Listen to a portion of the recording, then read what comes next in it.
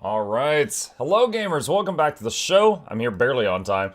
I'm your charming, self-proclaimed, yet still humble host, Mukluk, and today is Guild Wars Tuesday. We are back in the wonderful world of Guild Wars 2, which is Tyria, by the way. Did you know that? Hello there.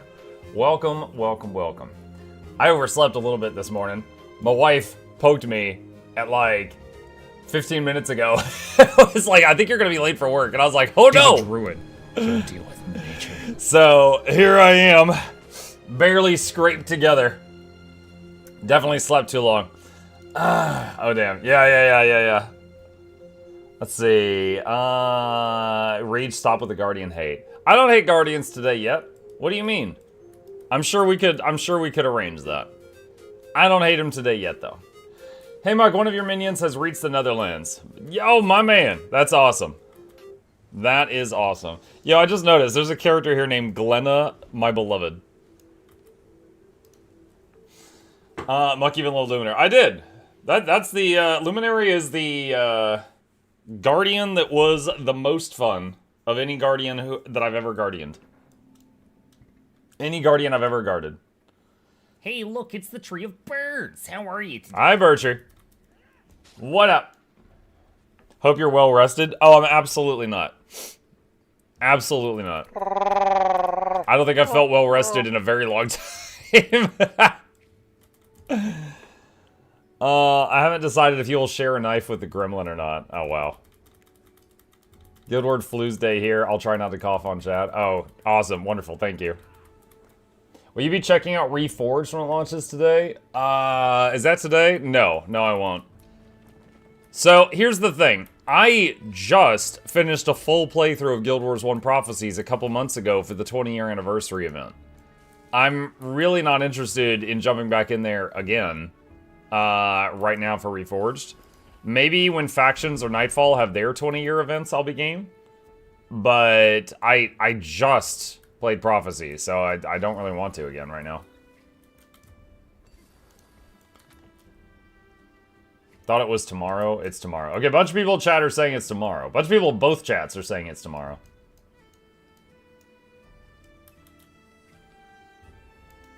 Let's see. Tryhard. Mark, check out if you like the game called Achilles on Steam. It might be up your alley. Achilles? Like Achilles heel? Hang on.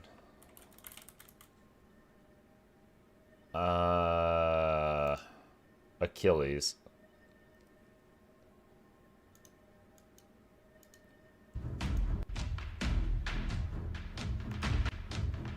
What? Looks like Minesweeper.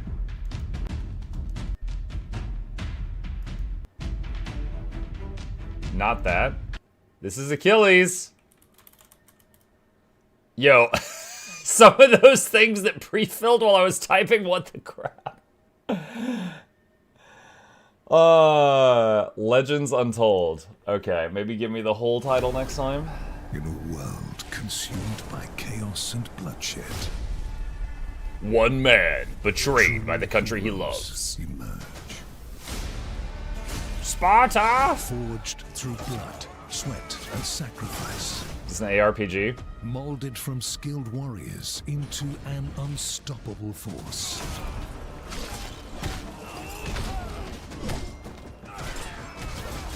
Meet the hero who defied the gods and rewrote history.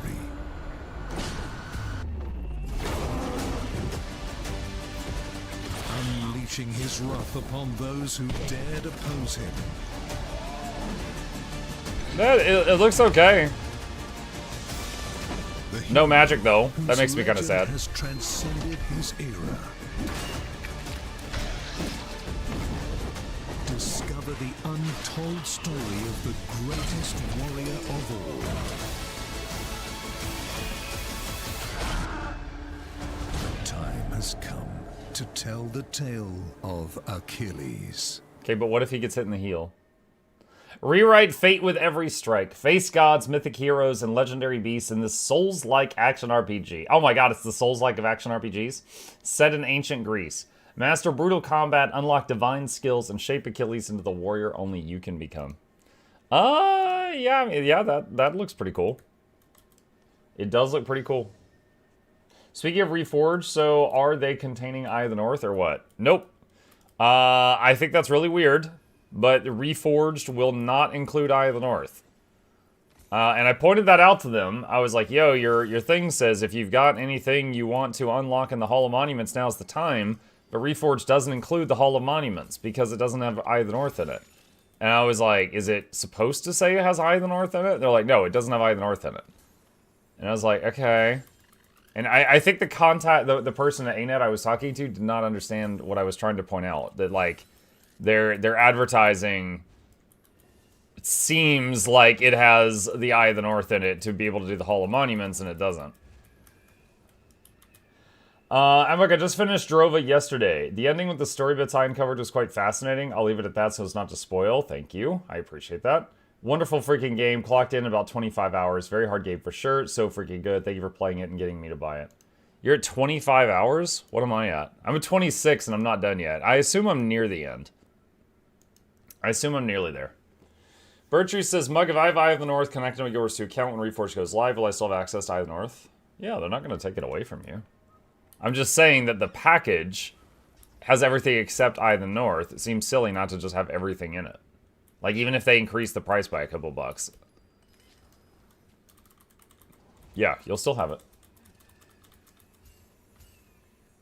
George says, hey, I have a level 80 Guardian. I only played through maps for leveling. I don't know what to do from now on.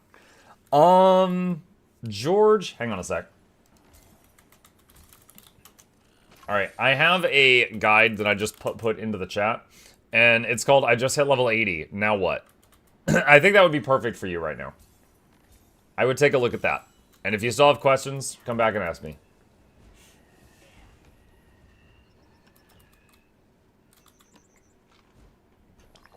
Drink of water.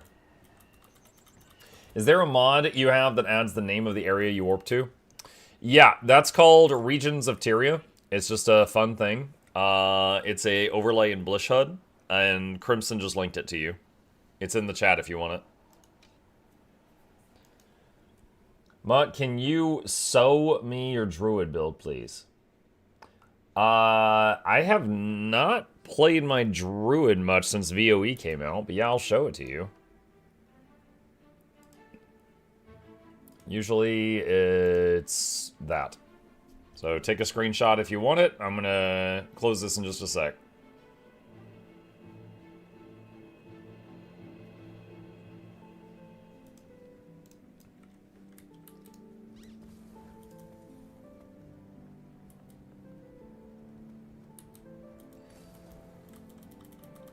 I have 2 glyph selection containers. Should I just take volatile magic glyph for the rest of my gathering tools? If it were me, I would, because you can have volatile glyphs on multiple characters. You can have one in like your homestead collection box, things like that. But yeah, 90% of the situations, the volatile glyph is the best one. You're switching back to main druid now? I didn't say that.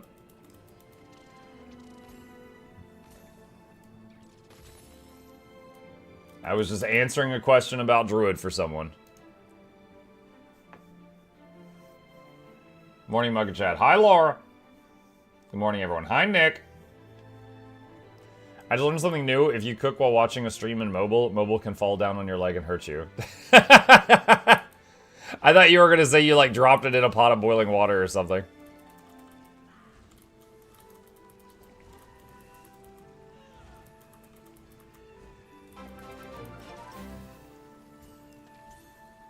Mukluk bobble, mukluk bobble, mukluk bobble, mukluk bobble, mukluk bobble.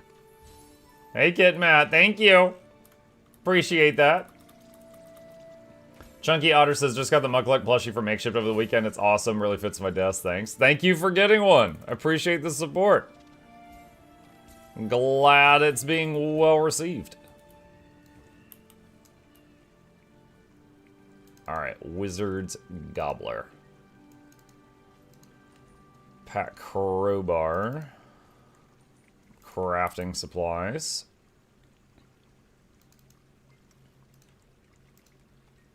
And let's get these, spin some Imperial Fragments, and this for some Dragonite Ore, and this for some Unbound Magic. Okay. Daily stuff with that character is done. On to the next one. Mike, do you have any Guild Wars 1 guides? I'm planning on getting Reforged, but know absolutely nothing about Guild Wars 1. I don't.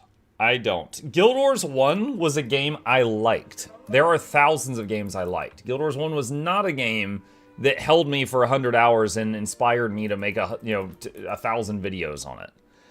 What I can tell you is the biggest decision I feel like you have is your class combo. Because in Guild Wars 1, you pick a main class and a secondary. So you could be Warrior and then Necro, and then the combination would be kind of like a Death Knight. You know? But you can pick two classes to go together. And what two classes you use is going to heavily impact your journey.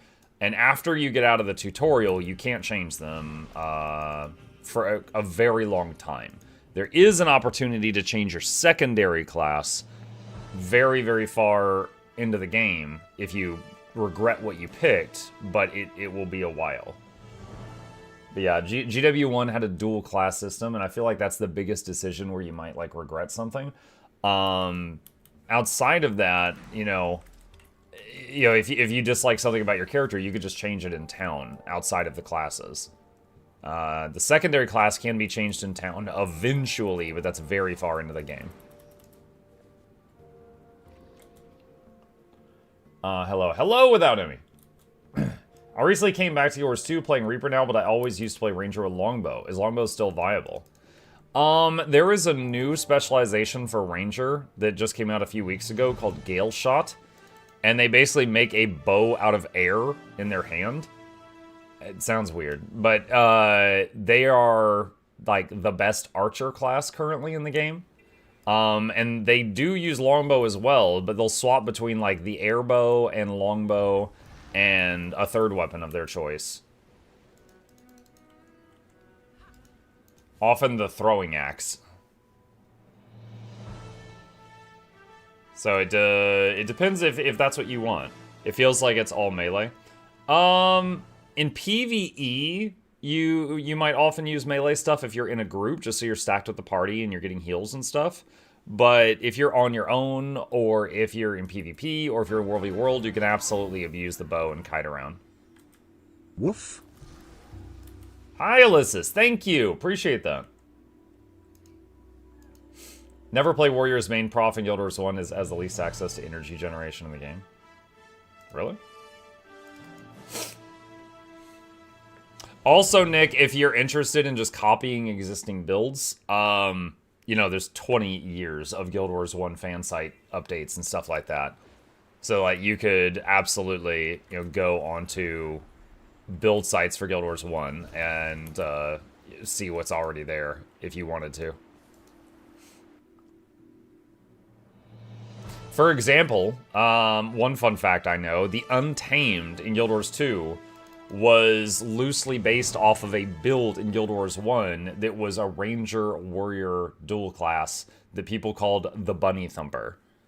And there was, basically it was like a Ranger Warrior hybrid with a hammer, and they would stun lock things with their skills, and then the pet would just keep chewing on them until they get stun locked to death.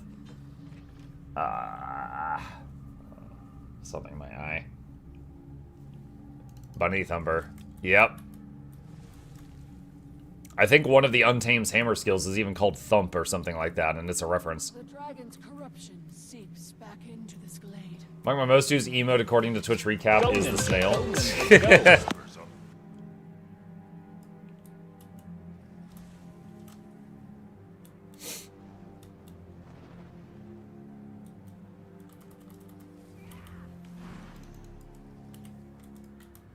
If you're looking for good builds, try for Guild Wars 1. Can I recommend a Wooden Potatoes? Does he have builds for Guild Wars 1, really? I know he knows the lore. I didn't know he had build videos. Mug, that druid build is Staff Mace Warhorn? Yes. Yes, it is Staff Mace Warhorn. I'm not on that character anymore, so I can't show you, but yes, it is. I'll have to get the new X-Pack and look into Galeshot then. Okay.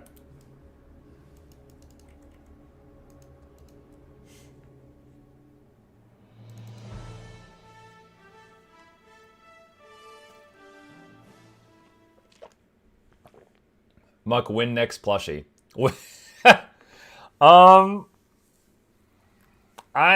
God.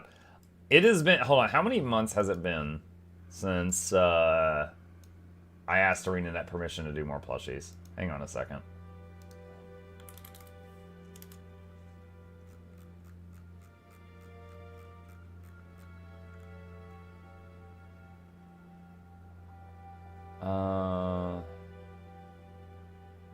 Let's see, 5/15. So May 15th? So it's been like 6 months. It's been like 6 months since I asked. So I don't know. After I asked, like 2 weeks after, I was like, hey, any updates? And like a month after, I was like, hey, any updates? And they were like, it's gonna take time. And I'm like, okay, I'll stop bothering you. I'm sorry. And it's been 6 months since then. I don't know. Maybe I should bother them again. It always makes me feel like I'm being annoying when I do that, but apparently, okay. So to be clear, the next plushie I wanted to do, chat, was, one sec. I have a picture for the concept art. Baby Aurene. The next plushie I wanted to do was Baby Aurene. But that's their character, right? It's not just my character on their world, it's their character. And I asked about Baby Aurene and a Chibi Tybalt, and I have been waiting for word back on that for 6 months. So it had to, like, they told me it would have to get a bunch of people's permission to do it, and just been waiting and waiting and waiting. What do you recommend for a new streamer to do? Stream? What? Okay, real talk, Dreamwalker, if you're interested in content creation, I just put a link in chat that is a bunch of guides I've made for people who want to do streaming or YouTube. So, definitely this top video here has every nugget of wisdom that I used going from 3 viewers to 300. So I would highly recommend that video there. Muck, since you're still chatting, I have a little early request. If you will do the Get to the Point guide for future encounters, like the upcoming raid encounters in 4 months, could you include support information like when he raises his arms, apply Aegis or Barrier, because a big damage is coming in? I could try? I could try. If the community figures that out fast enough.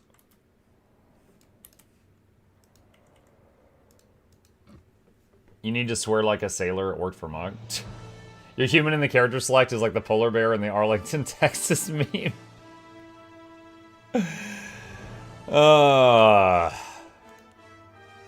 Okay.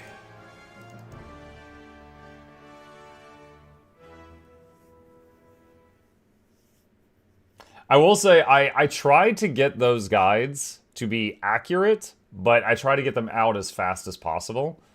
And there are times where the community finds more information or finds a better way to do something after I make a video. Like Kadim the Peerless. Like, I've got a guide for Kadim the Peerless. It's still accurate, but the community has found better ways of doing it than what's in the video. So it's still really good for new people to watch, but as far as the specific placements of like raid markers and stuff, people have changed that over time. I tried to stream during COVID. I think I got to around my 4th stream, said to myself, I hate doing this. I prefer to zone out while playing a game, which wouldn't make me an entertaining streamer. I mean, I would say it's good that you figured that out about yourself. If you hate doing something, you know, it's just a job. Streaming is great, right? but streaming is a thing where there's no guaranteed kickback, right? You can guaranteed start up a stream and broadcast yourself, but there's no guarantee that you'll make any money or that people are going to watch, right? So if you want to make a profession out of it, you have to devote a lot of time into it. And you have to put in a lot of passion and energy into it to be able to compete with all the other people that are trying to stream. So if you decide like, oh man, you know, I'm really not interested in giving 120% into this, and that's fine. You know, you've learned that about yourself, and you try something else. It wasn't about the money for me. It was about keeping entertained during the global lockdown. I gotcha. Yeah, and as it sounds horrible to say it, but it's true. But that lockdown was incredible for people that were doing streaming and like YouTube and online broadcasts, because everybody was indoors and bored, right? So like people who were streaming and doing YouTube during that time like surged in traffic. Muck, what's your most favorite mount right now? Your mother. My favorite mount. Sorry, I stuttered there for a second. Dude, I don't know. Warclaw and Skimmer are getting a lot of usage right now with their recent overhauls. Honestly, I use every mount some of the time these days, except Raptor and Bunny. And Boat. I don't even have the Boat on a hotkey.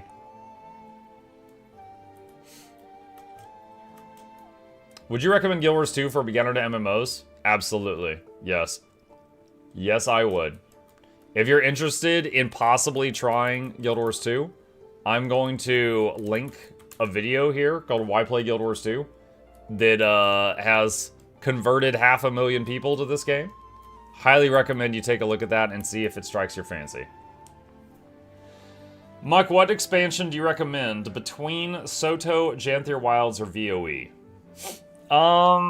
Let's just look at features. Okay, all of them have story, so let's just set that aside, right? Soto has the Sky Scale overhaul. It has expanded weapon proficiencies and weapon master training, which offer a lot of different build options. Open world legendary armor, another raid wing. Sorry, not another raid wing, it has strike missions. Janthier has the Warclaw overhaul. It has legendary spear that is very easy to access. Legendary backpack that's very easy to access. It has the homestead, so if you like, you know, home decorating, that's the thing. Visions of Eternity just came out. Now, Visions of Eternity, I would say right now, if you're comparing it to those, it's less because it's not all out yet. Janthier and Soto are completely out. All their zones are out. Their features are all out. Visions of Eternity, its features aren't all in the game yet. So I would say right this second, VOE is a worse buy than the others if you're getting something right now. Because like, here's the release schedule for Visions of Eternity. Update 1, 2, and 3. This stuff's not out yet. Like, this is over the next 9 months. So you've only got this slice here of VOE. Now, VOE is great so far, but if you're thinking about buying something, I would say do VOE last, personally, just because it's not all out yet. How do beginners deal with the overwhelming hosepipe of information to learn if they don't read the wiki 24/7?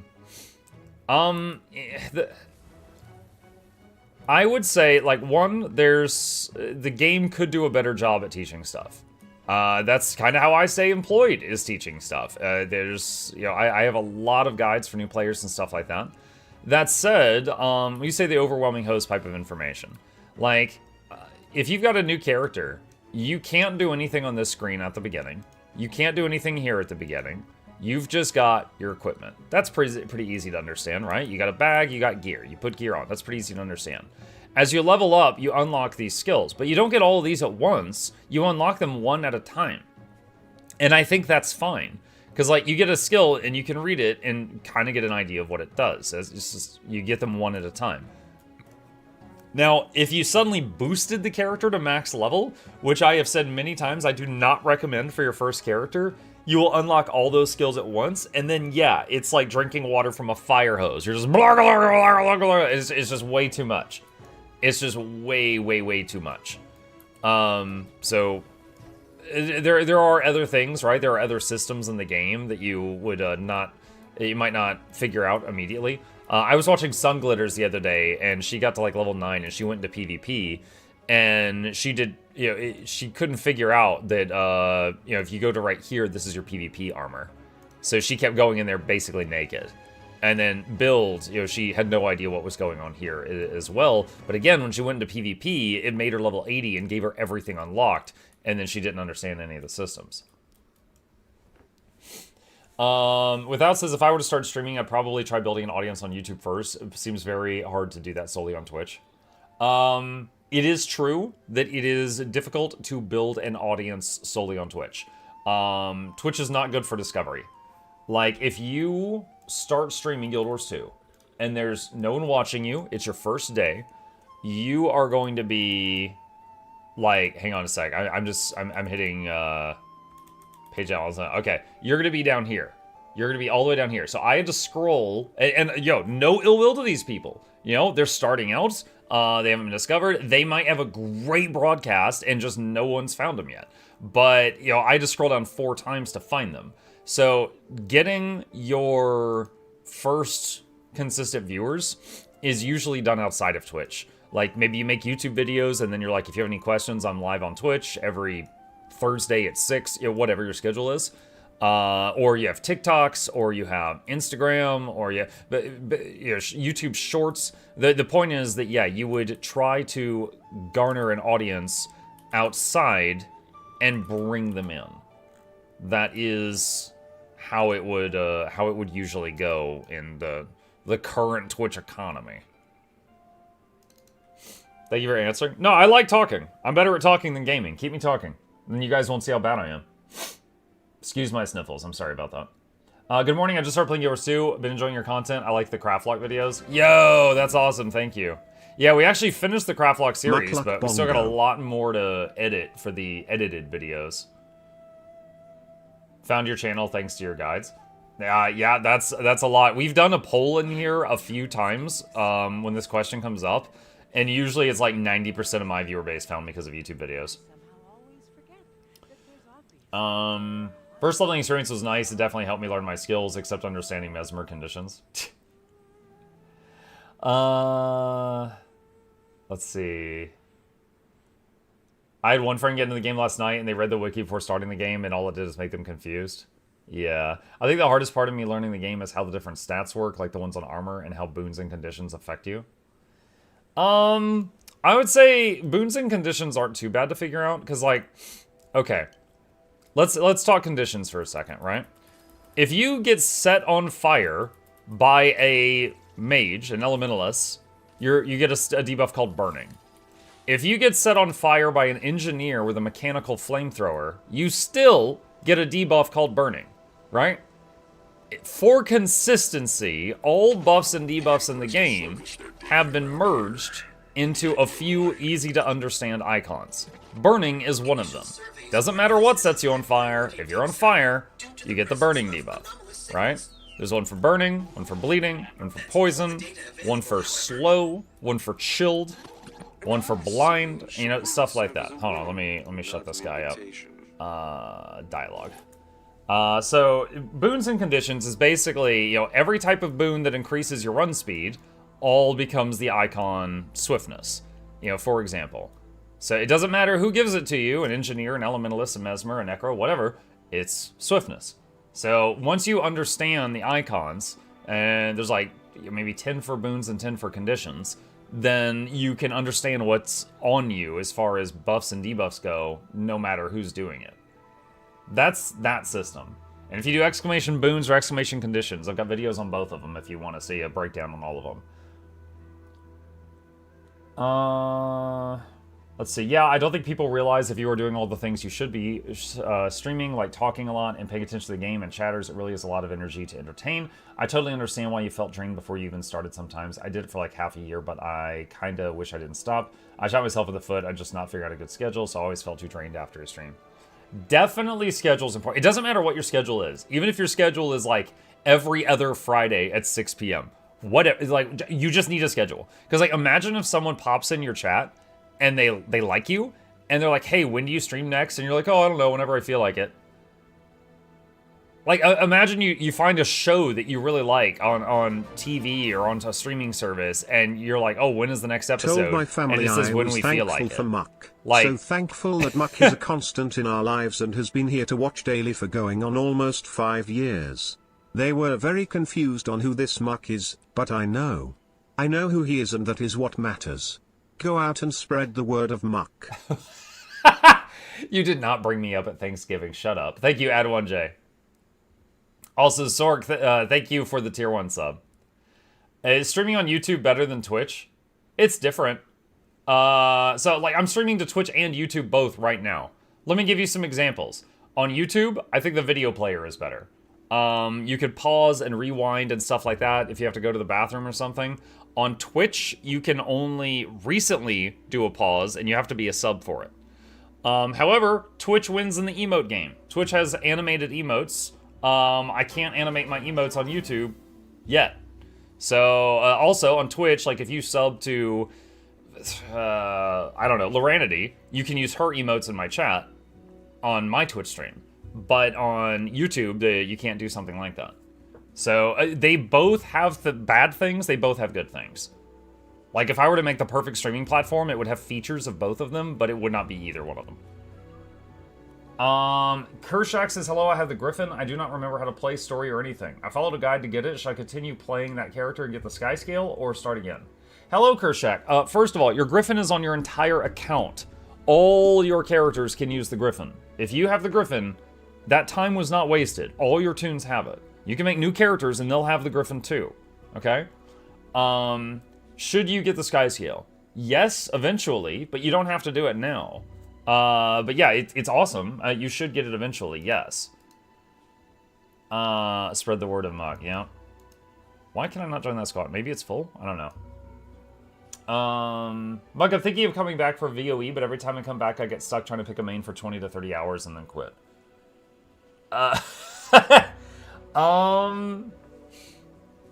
Okay.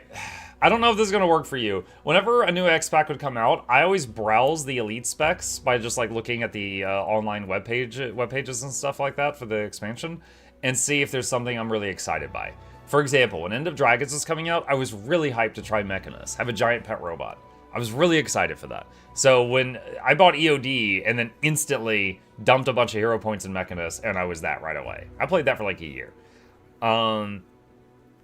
But it depends on what, appeals to you. Now, it's okay to have multiple characters. You don't have to restrict yourself to one. Like, this is one of the most alt-friendly MMOs I've ever seen.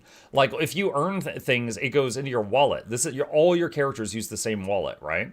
So if you, like, play your Guardian for a day, and then a Ranger for a day, and then an Elementalist for a week, all of those resources you earn on all those characters are still advancing your account. You don't have to dedicate yourself to just one. As a returning player who has no idea what I'm doing anymore, trying Necro again for some chiller gameplay, would you recommend Harbinger or Ritualist? I'm not a Reaper person. Coffee, right this second, Ritualist is overpowered. It's probably going to get a nerf in a week, but I imagine it'll still play the same, so if you start playing it now and develop the skills to play it now, that's still going to work going forward. However, if you want to enjoy it while it's kind of busted, it's kind of busted right now. Harbinger is very simple to play. It's also kind of settled, Like, I think they're done buffing and nerfing Harbinger, so if you want a class that's not going to change at all, you could do that.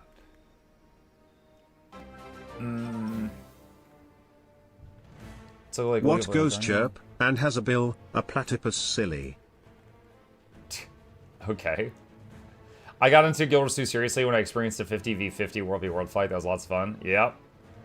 As a veteran player, how did it feel seeing the Wizard's Vault add the option to easily buy ascended weapons and armor and legendary kit Do you think it takes away from the satisfaction of making the gear, or do you welcome it as an easier capped out option for casual players?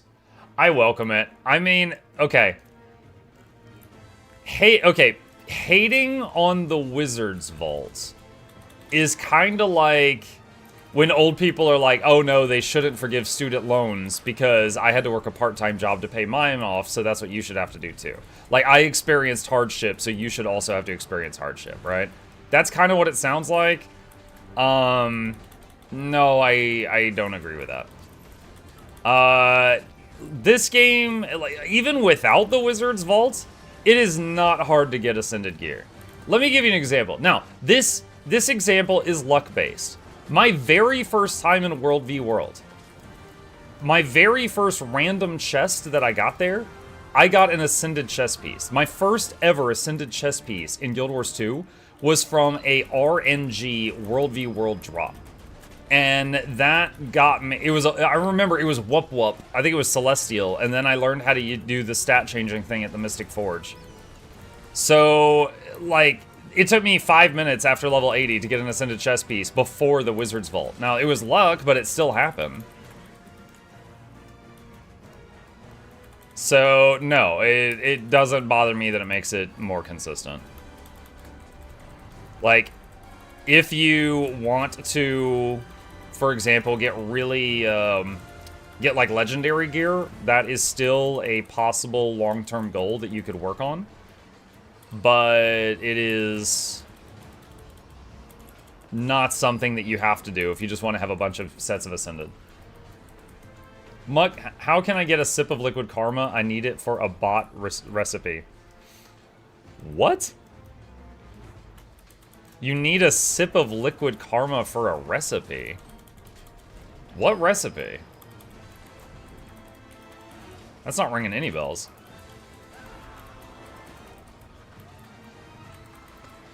I will say, though, there were also downsides to the Wizard Vault. Like, Mystic Stones that you could use to make Mystic Salvage Kits. Those are... those used to be really easy to get. When they added the Wizard Vault, they no longer. Laurels used to be plentiful. Now it's much less so. So the Wizard's Vault's great, but, you know, there were some things that we lost then.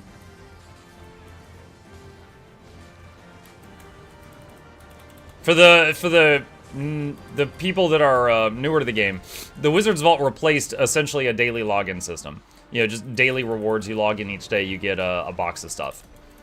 And there was a lot of stuff there that was added to the Wizard's Vault, and stuff that was also not.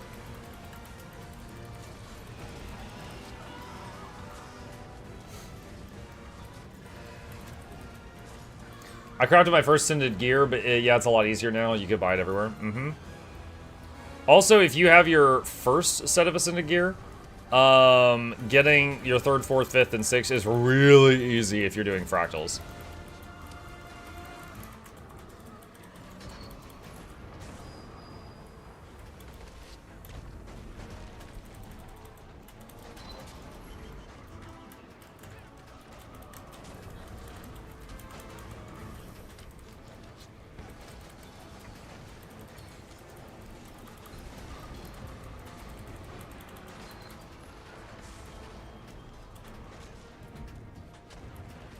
Oh, there's so much CC on this fight.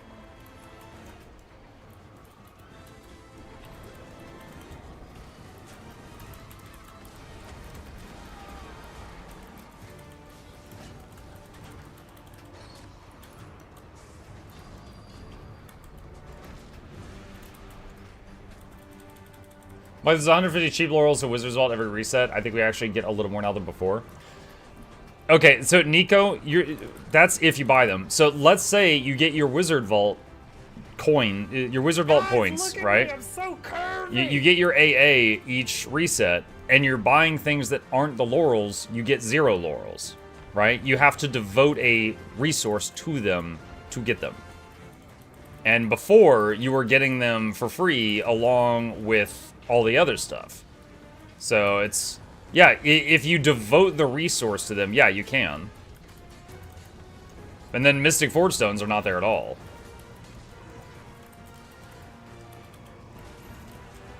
And it's fine. It's not a big deal. I've certainly acclimated. It's easier to get gold. What is it? The Craft Lock challenge I just did, where I was on a free-to-play account. I hit max level, and I almost instantly got like 20 golds just because like the Wizard's Vault.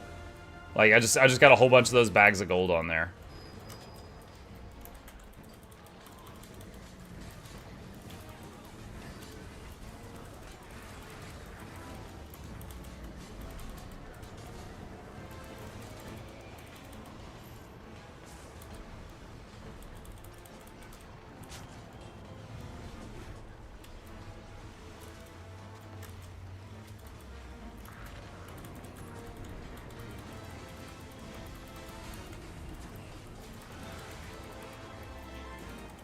Hey, I used to make gold via globs, but thanks to the expansion, I need to find something else.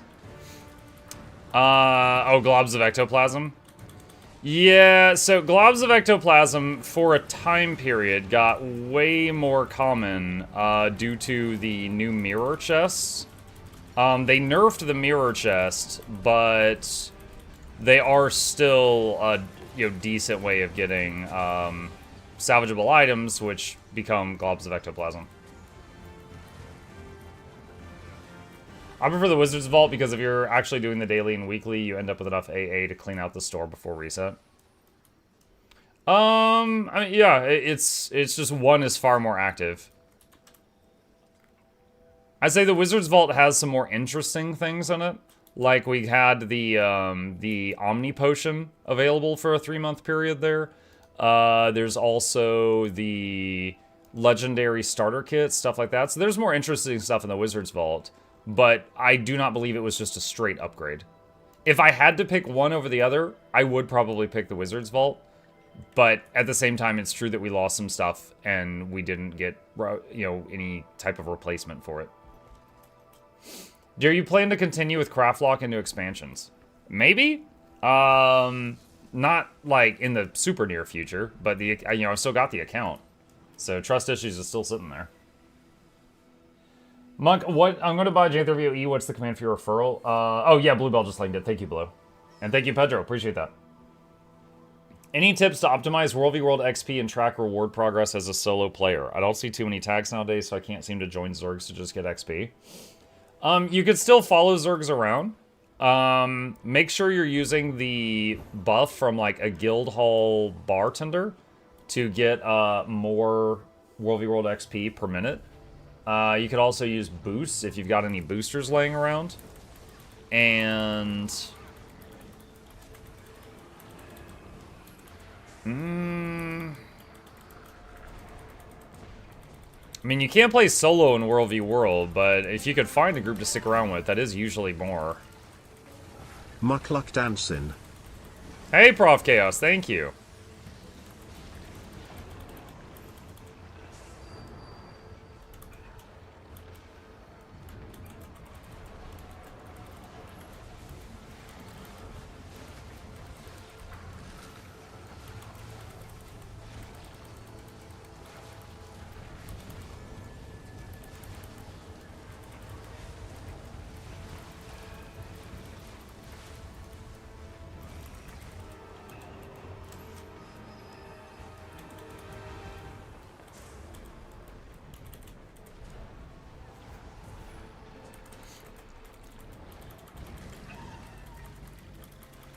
Monk, which server is more populated, EU or NA?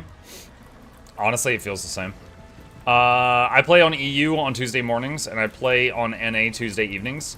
And with the exception of a few rare strategies on some specific fights, they feel the same. Like, for example, the two regions do Deathbrain to Shatterer differently. Doesn't really matter, it's just an interesting little thing.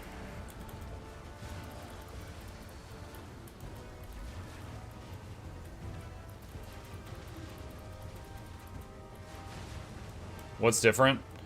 On NA, when people are doing Deathbrain to Shatterer, and he summons those Riftstalker ads that heal the boss. NA usually runs around and kills all the Riftstalkers, which you get a bonus bag of loot for each one that you kill. So NA gets way more money on the boss fight. EU just burns down the boss, so they're done faster, but they get less loot. Now, there are exceptions. You know, anyone who leads a group can make up how they're doing it on their own, but that's usually what I see.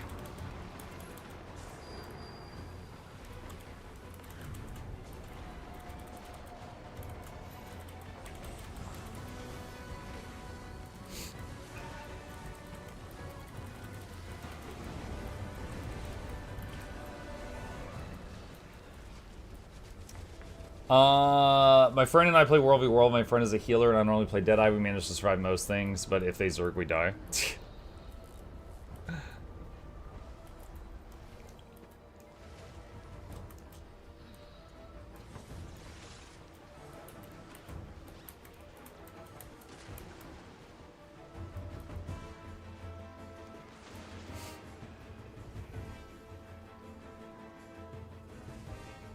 Where's the TP?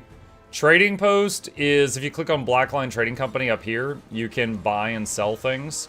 But if you've got any gold waiting for you in your delivery box, or things that you bought in the delivery box, you'll need to go to a Blackline representative, which is in every single major city, to pull out the stuff from your delivery box.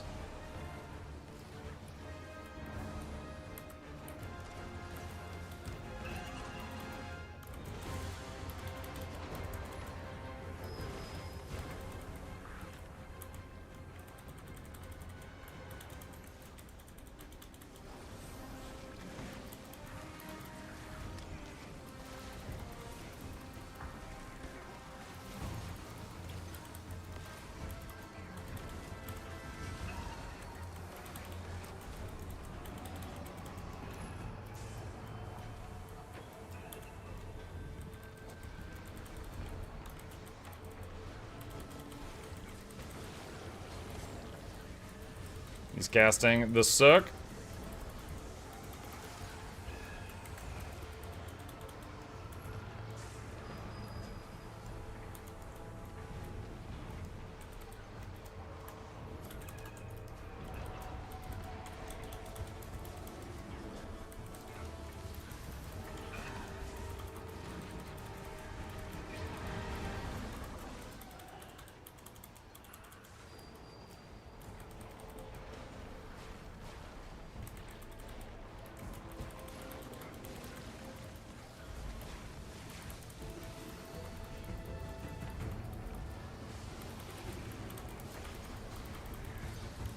Michael, what will we get today in the BLGS?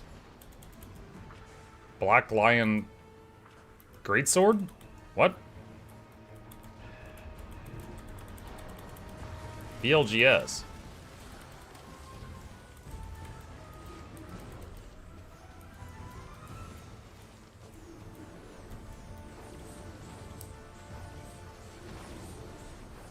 Oh boy.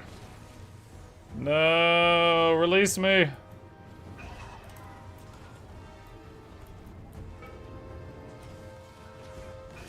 Black Lion Gem Store. Oh, okay. Dude, I don't know. Why do you think I know? They don't tell me anything. I find out when y'all find out.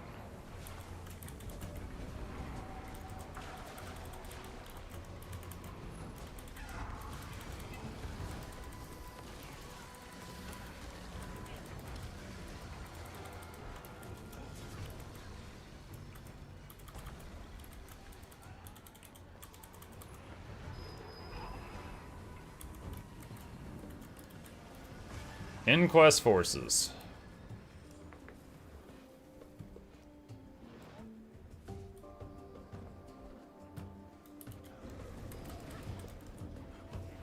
Wow. He stunned me the moment I landed.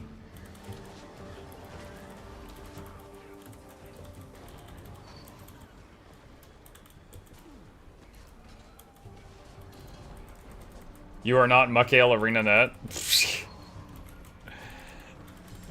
They are very nice to me on occasion, but I am not, like, on a mailing list or anything.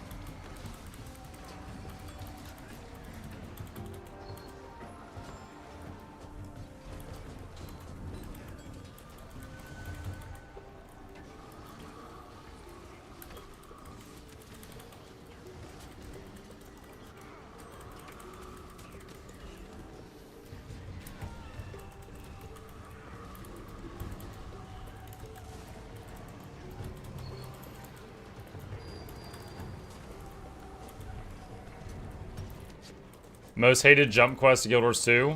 Chalice of Tears. Pretty sure it's that one. I would say the Halloween jumping puzzle used to be a contender for that as well, but they made an easy mode version of it, so less so of an issue these days.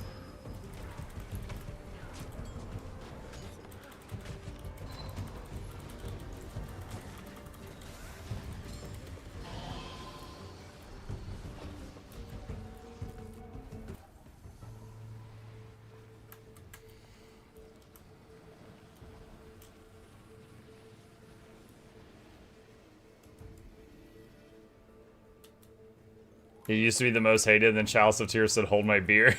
I've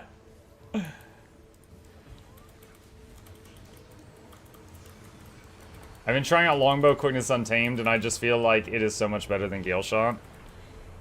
What makes you say that?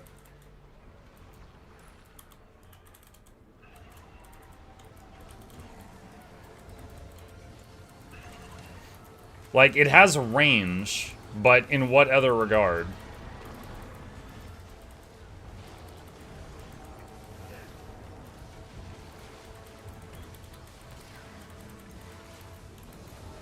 Wait, I'm sorry. Hold on. I'm replaying your message in my head right now. I misunderstood it, and I get it now. You're saying you think that the longbow quickness providing Untamed is better than quick Galeshot. Okay.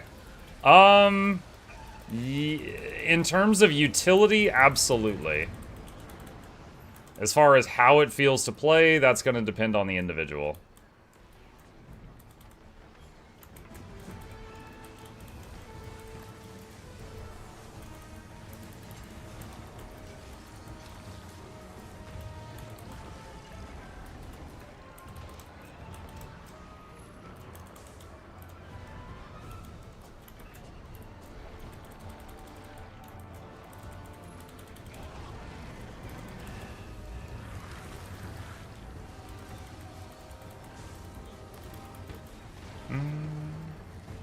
Hey Muck, have you finished the Craftlock series yet? Been watching on YouTube the 30-minute videos and it ends at 72 from what I'm finding. Ends at 72. You're talking about you've been watching it on like Mukluk Plays and it just ends at 72? Hang on a second. I can go check. Yeah, so the vanilla Craftlock series on YouTube did finish. No, there's 75. So there's 75 episodes on here. Let me double check the playlist and see if they're all on the playlist.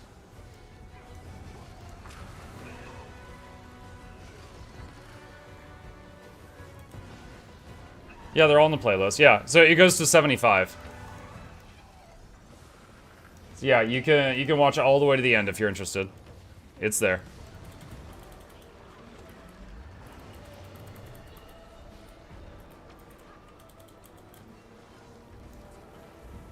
Oh yeah! Oh yeah! What's up, Mahuya? Personally, I find Galeshot to be much more comfortable as quick DPS. The rotation is simple enough for me to learn, and the quickness uptime is stupidly good in all Berserker stats. Yeah. Like, if you just want to provide quickness in Unga Bunga, it's fine. The thing with Untamed is it provides the quickness. It also provides 10 stacks of might. It also provides a bit of regeneration, a bit of swiftness, a bit of protection to its group. It also has a 10-man emergency res. It also has a projectile block anytime it's needed for the whole team. It also has Boon Rip to get boons off of the enemy anytime it's needed. It also has an invulnerability anytime it's needed. It heals itself for about 10k every 10 seconds, so it has a lot of self-sustain. So it's not going to die very often from pressure. And in exchange for all of that, Galeshot has an airbow. It would have been better, like, if Galeshot provided Alacrity, because then it wouldn't be competing with Untamed, because, like, it's stupid if you compare it to Untamed.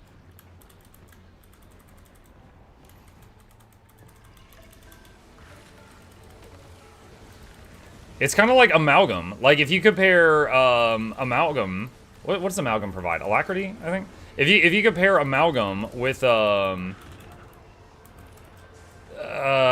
what you call it, the Mechanist, it just feels like a worse mechanist, except in some very niche situations. I'm talking about as a support, as a healer, just to be clear.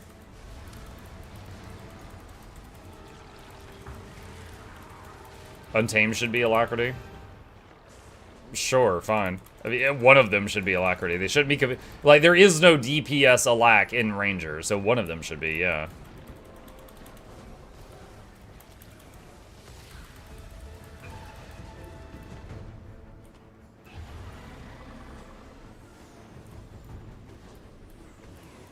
Yeah, but there's 9 other people in the group to do those. I mean, yeah, but... You could say that for anything. I don't think that's like a valid critique, because I mean you could say that for literally anything. Like, oh, you want to play quick Galeshot? There's 9 other people in the group. One of them can provide the quickness. I don't know. I feel like that's a kind of a non-answer.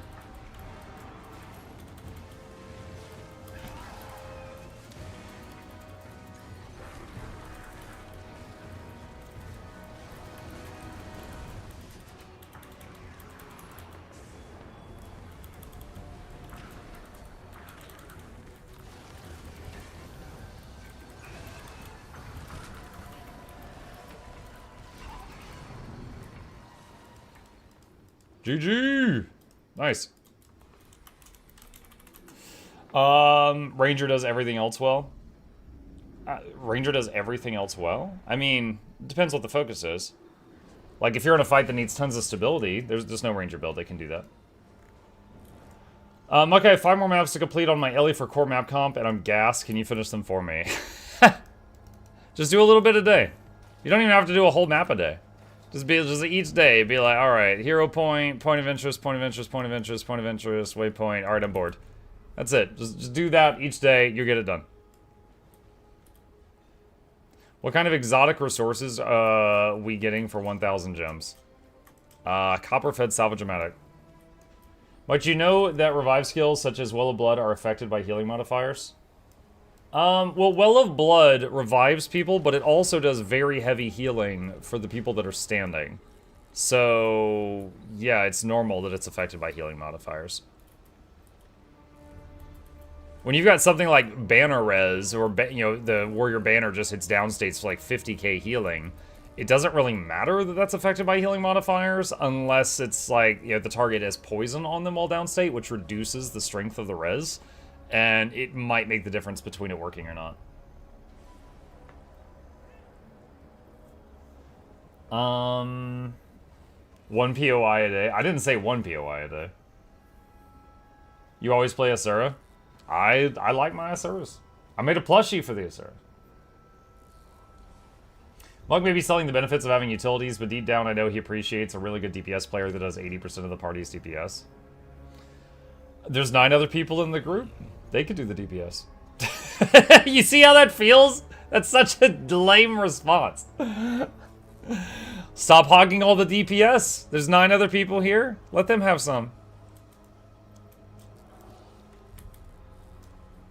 Oh yeah, good DPS is great. It's just that, like, I don't know. It feels, if you're playing a DPS and the group makes some catastrophic error and they all go down, the ability to go and get them all up with a, like, 90-second cooldown is phenomenal. And it's like, oh, yeah, now we don't have to wipe and start over. We could just keep going. Yeah, stuff like that. It's just so good. If you had to do difficult 10-man encounters where everyone had to be the same class, which class would be the easiest and which hardest? There is no difficult 10-man encounter where everyone has to be... Okay. Hold on. Do you mean the same base class, like a full ranger raid or something? Or are you talking about, like, just the DPS? Like, for example, when I did challenge mode Ceres, there was like 6 virtuosos in the group. Or do you mean like that? Or do you mean like a full raid of guardians or something like that? Counterpoint, everyone has a heal ability, let everyone res themselves. Okay, Lloyd, I'm guessing you're new to Guild Wars 2. You can't use your heal ability while downstate.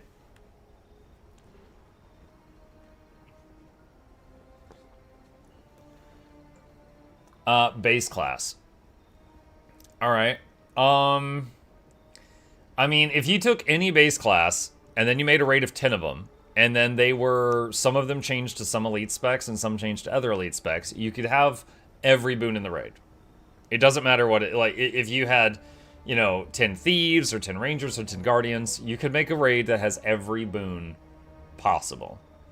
Now, depending on the raid, again, because, like, let's say you've got 10 rangers, and there was no alack DPS in rangers, so that would mean that you have to have druids as the 2 healers, providing alacrity and healing, and you'd have to have 2 either quickness untamed or quick gale shots, and then the DPS would be whatever, maybe soul beast. They're freaking worthless. All right, so you got a full raid of rangers now. What's their weakness? Stability. The druids can provide 1 or 2 stacks of stability on a cooldown. Guardians can provide like 50. So if you're on a fight where you need a lot of stability, the ranger raid isn't going to be able to keep up. But there aren't many like that. There's not many like that. Why should I help with the meta? There's 49 others to do it, right? What does the malnourished icon do? It just warns you that your food buff is wearing off. So it's basically like supposed to be an eye-catching thing to tell you that you don't have your food buff anymore. That's it. I don't think it actually does anything else. Can I complete the Evan event? I'm starting now. You could get some of the rewards. How do you keep count of the daily streams?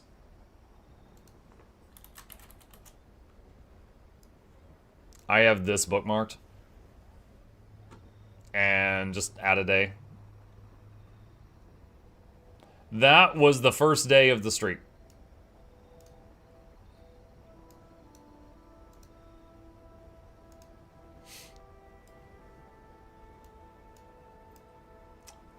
What build on my profession mainly uses the hammer?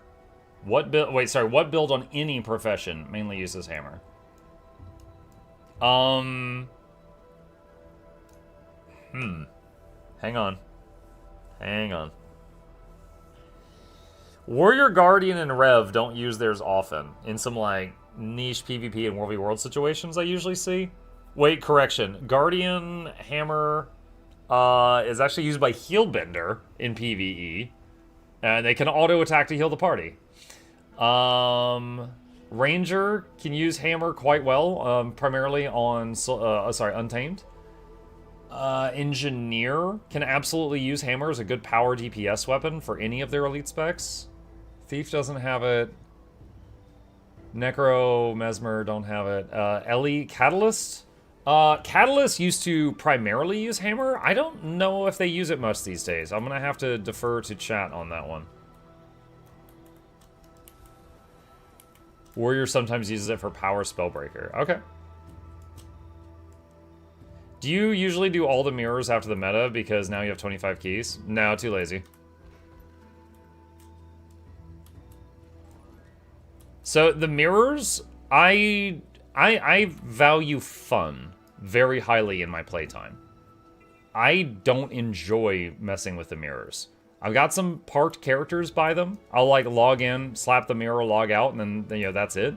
But actually running around and finding those invisible chests repeatedly and having to look off screen at a map of where they all are, I just don't like it. So, no, I don't do that. You know, that forbidden F word. Fun. Very important to me.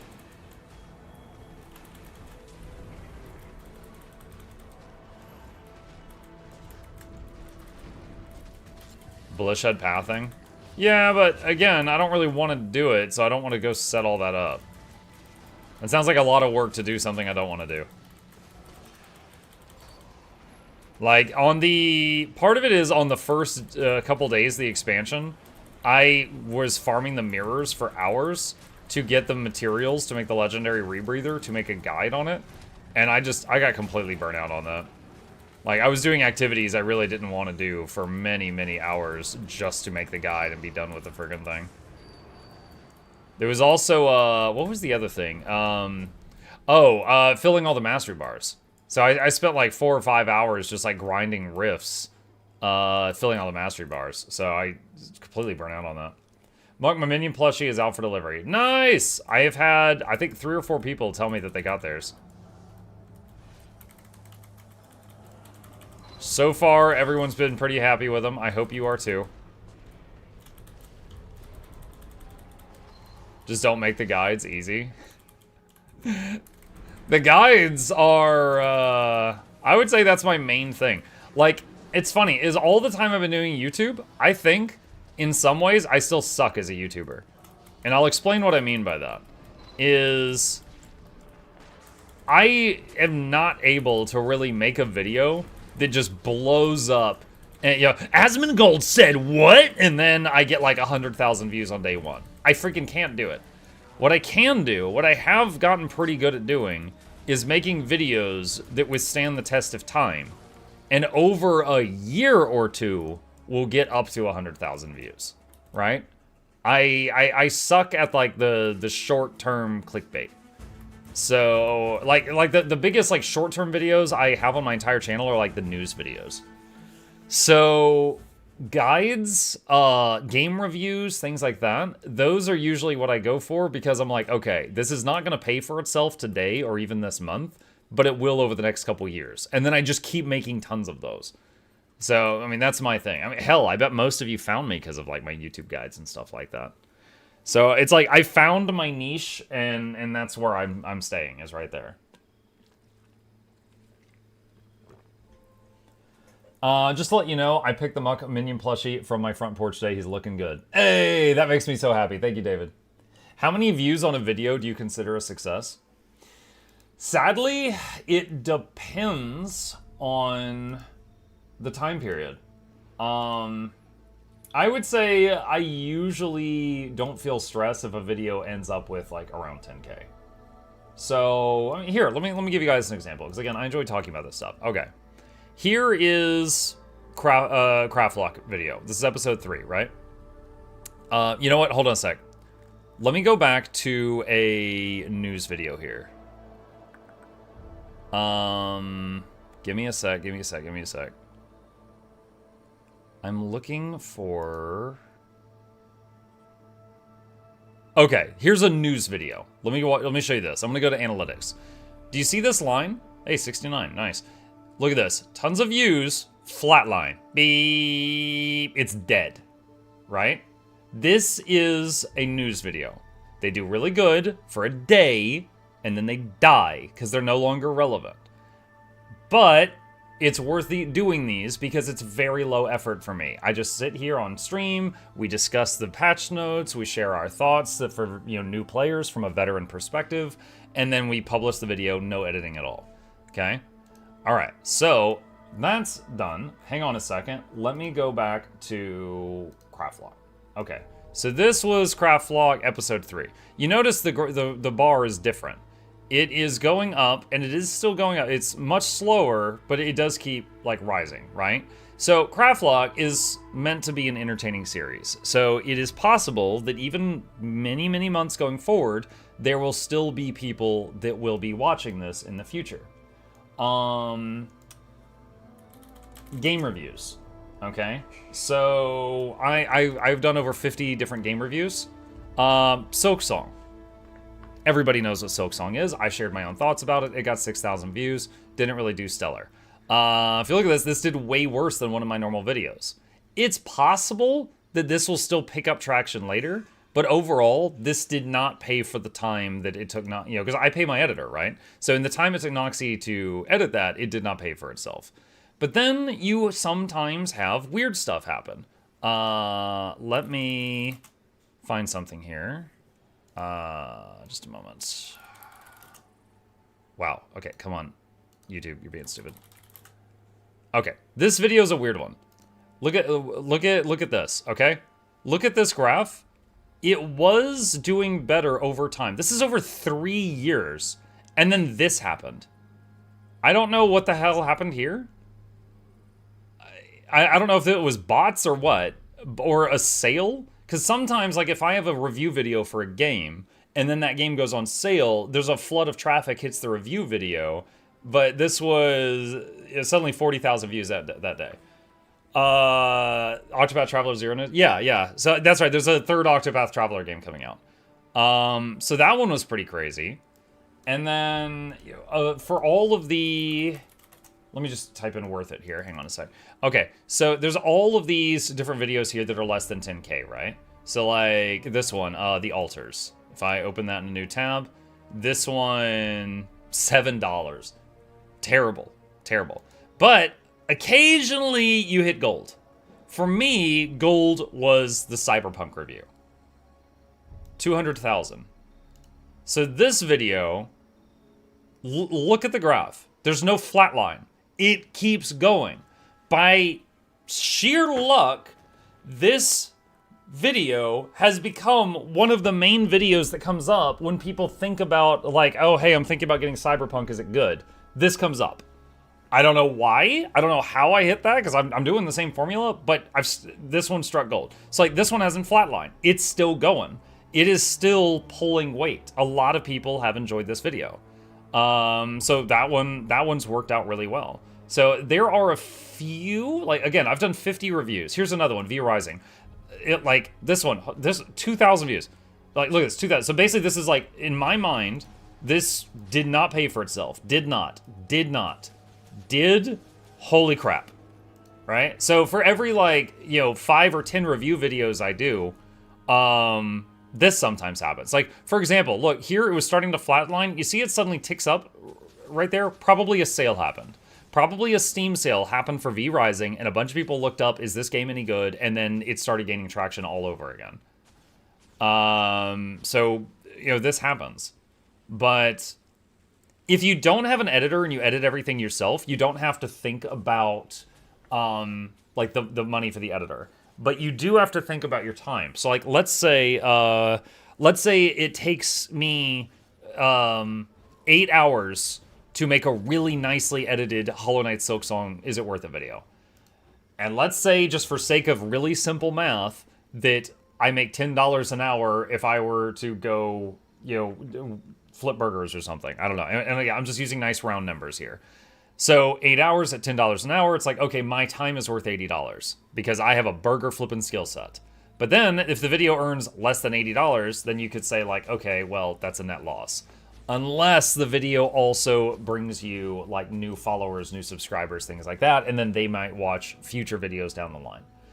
That's kind of like how it goes into it. Also, it depends on the time of year.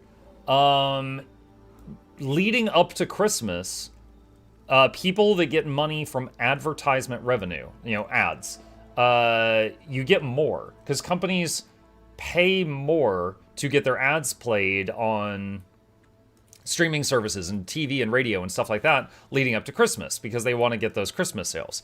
So you can be doing the same thing year round as a YouTuber and you'll make way more money in November than you will in January. So that's another thing you kind of learn is you have to save on the bad months you have to save on the good months to prepare for the bad months. You do not just get the same amount of money like every month. It just doesn't happen. Did the expansion sale end? We can find out. Hang on.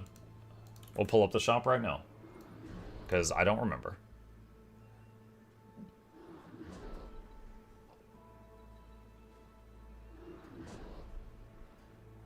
I think their website ended.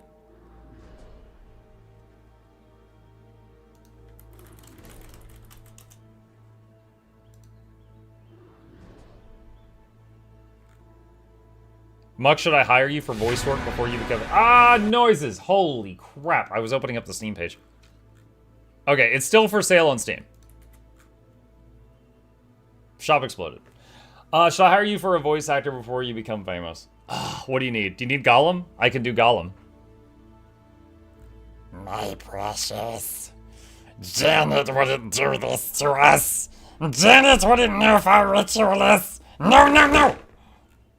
Anyway, yeah, the sale is still going on the website. We're good. Website's really freaking slow right now, though. We need Dennis voice actor. I have more practice with Gollum lately than I do with Dennis. They nerfed Rit. I'm expecting that they will in a week, because it is busted right now. Like, it is busted to a degree of why ever play any other support right now.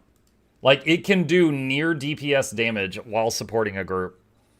That is pretty crazy. Like, why would you ever want a different support when your support could be doing DPS damage at the same time? Your Livia voice is still the best? Oh my god, Livia. That's just Marge Simpson. But homie, where's the Staff of War? Asgard said he was just gonna borrow it. Oh, dude, that one's a train wreck. Oh man, hold on. I gotta blow my nose. I've been sniffling all morning. Let me try to clear this out. Give me just a second.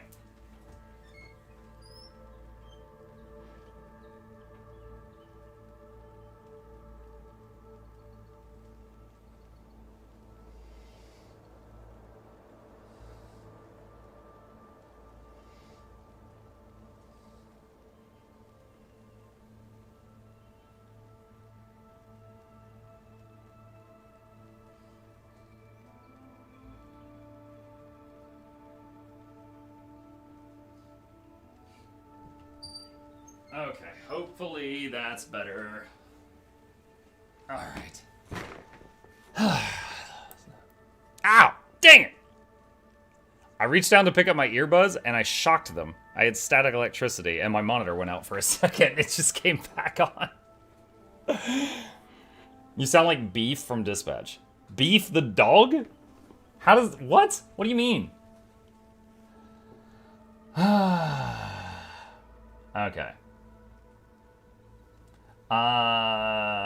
Muxcon need to vent. I can't believe my name was so forgettable. I've been here for years at least. Oh, he's back for today. I said anything.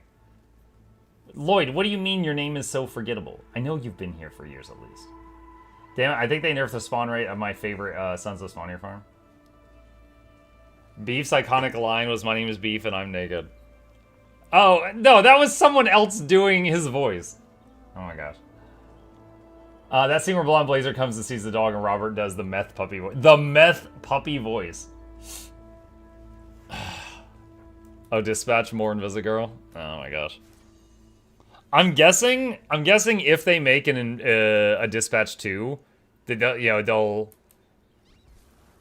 would have to either pick a canon ending for the first game or have Dispatch 2 be like Dragon Age 2 where you can pick, there's multiple starting points. Back when Dragon Age was good.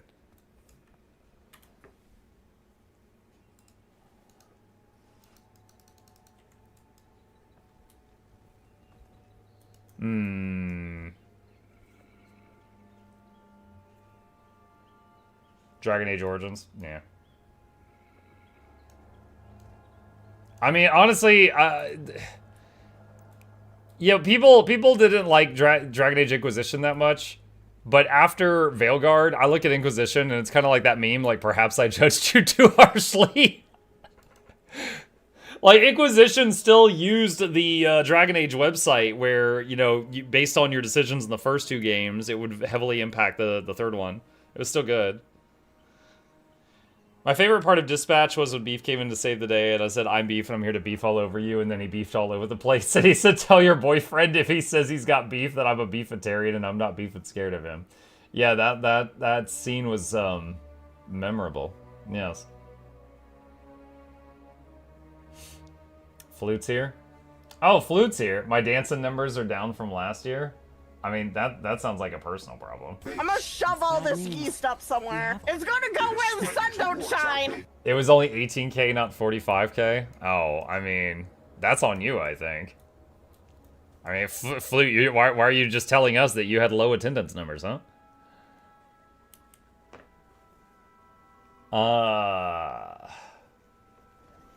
Names are forgettable, attitude is not. Just be a jerk, he'll never forget you. It's true. Anytime someone is a jerk in my YouTube chat, it doesn't matter who they are, I say shut up, Sand.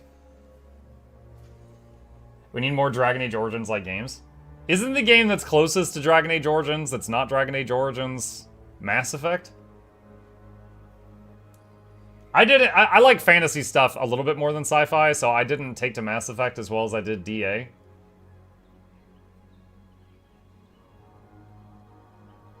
Feed the yeast rats. Mass Effect is different. It is? Okay. Neverwinter Nights? No. Neverwinter Nights is definitely not like Dragon Age.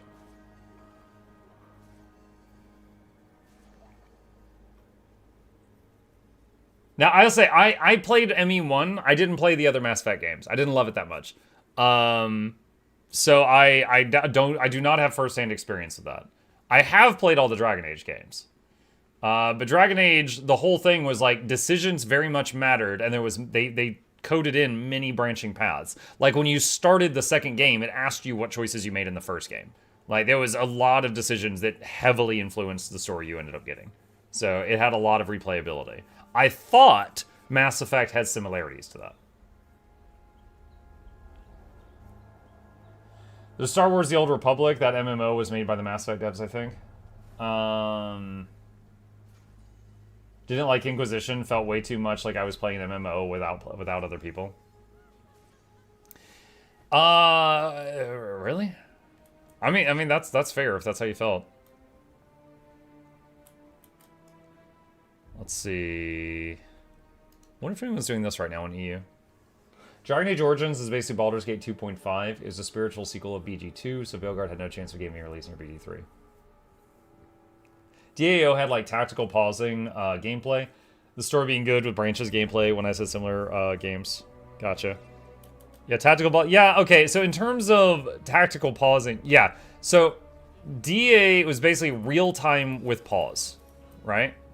And so you could pause the game and then like go through your party members and give them all orders and then unpause the game and they would all execute them at the same time. That was a thing you could do.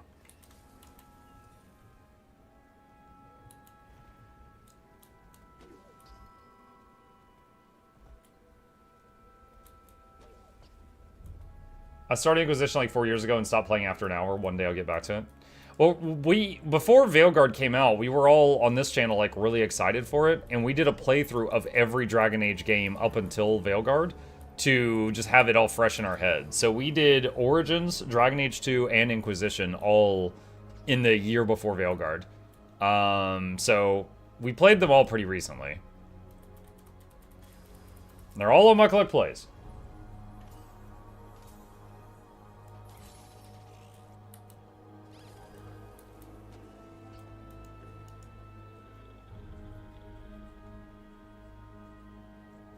What did you play? What did I play? For the most recent playthrough? Man, I did something different in each game. What did I play? I think in the first game I might have played like a medium armor person, and then I think in the second game I did a heavy armor, and then I think in the third game I did a mage. Or it was something like that. I tried to mix it up each game.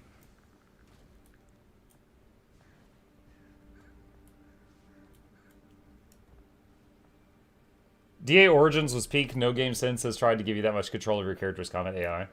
Yeah, that was one of the big complaints about Veilguard. Is in like even in Inquisition, you could pause and go to your other party members and control them and have them do stuff.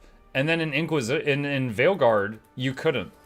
Like they reduced the party size, they reduced how much you could interact with the other party members. You couldn't take control of them at all. They had like one ability each that you could like order them to fire on a cooldown. It was just like it was like they did training wheels on the game.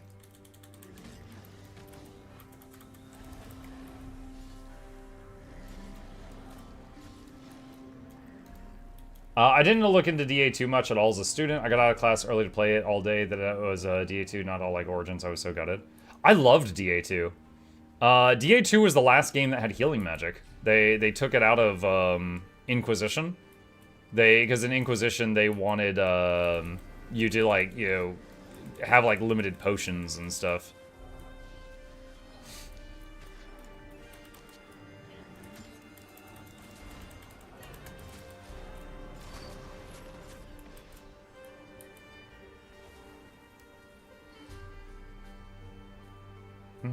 What are those icons at the top of the screen? I assume you mean these. These are from Galeshot. It's an add-on. DA2 is a good game, but if you want more Origins, it can be very disappointing. I suppose. But I mean, you could say that about a lot of sequels. Guild Wars 2 is a great game, but if you want more Guild Wars 1, it could be disappointing. Fortunately, I love Guild Wars 2 for what it is.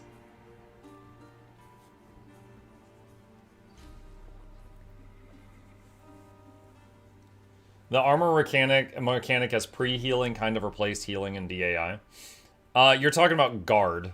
And yeah, Guard was very accessible to warrior classes, but not so much to the other classes, unless the warrior was really high level. But yeah, it's kind of like barrier. Mont question, what food buffs, utility buffs do you use in Guild Wars 2? Do you buy it? Do you make it? Are you cheap like me and use the birthday cake and sometimes not even that? I'm cheap like you and I use the birthday cake and sometimes not even that.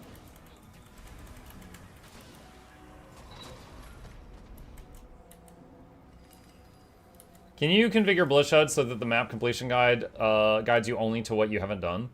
No, because, okay, so when you pull up a map completion pathing thing to follow, it is a line that was made by a human being in the in the game. Like, they mapped it out in game and then put it into that module. There is not a line that was made by a person that, like, doesn't include waypoint number 3 because you already have it, right? So there's a line for each zone, and then you follow it. So they don't know what you already have or didn't have.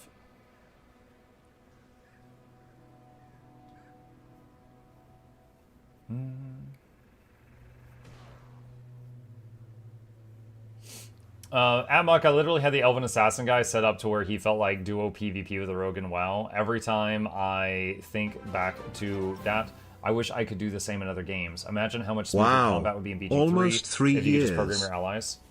Just being able to do that with your summoned minions would be insane. Yeah, I agree with you. So, okay, so you're talking about how in Origins you could set up, like, their AI. Like, spam this ability, use this ability whenever 2 enemies... Okay, hold on. For anyone who didn't play Dragon Age Origins, you could take party members and you could make little rules. Like, if enemy is in melee range of you, do this. If 3 enemies are in melee range of you, do this. If your health is below 40%, use a potion. If your health is below 10%, do this. You could set up rules, and they would follow them. And you could say, like, spam this move as often as possible. Use this move whenever nothing's in melee range of you. Yeah, you could set up rules like that, and it was quite nice. Like, there were some very loose rules. Like, Dragon Age 2 had that a little bit, but then Inquisition, I don't think, had it at all. Inquisition basically had Assist Me, which wasn't bad, because you could, like, get your whole party to focus fire a target, which was good, but you couldn't set up, like, those really nice rules like that. It was like you're doing a very, very simple party scripts, and they, like, it was even, like, kid-friendly.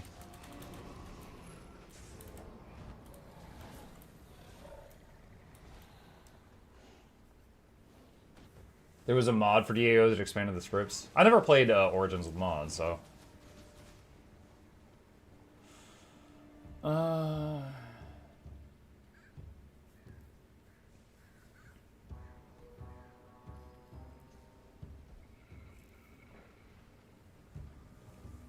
Don't be kid-friendly, always be kid-hostile. They crave the mines, right, Sand? VOE contract finally live? Oh, yeah? Wrong screen. Visions of Eternity Expedition contract. Gimme. Yoink.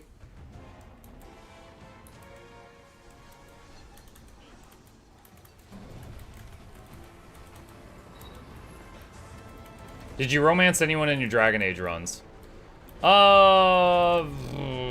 I'm sure I did. I don't remember who, though. Because I have done, I think, 3 or 4 playthroughs of Dragon Age Origins and Dragon Age 2, and I think 2 playthroughs of Inquisition. So, as far as, like, my most recent run, I don't remember who I romanced. I'm sure I did, though.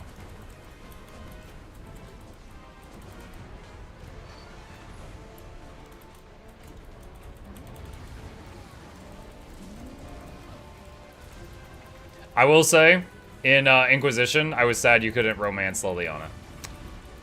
She was the cutest.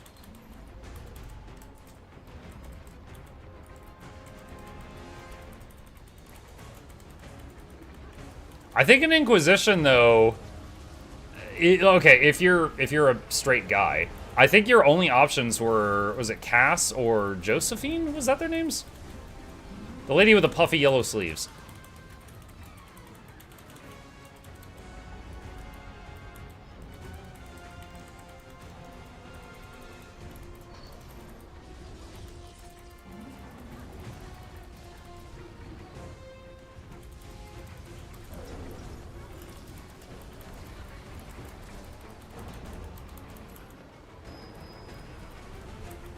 And Harding? No, Harding was not a romanceable person in Inquisition.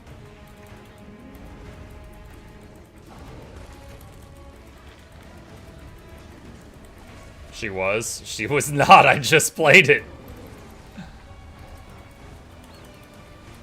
You could, like, flirt with her a couple of times, and that's it.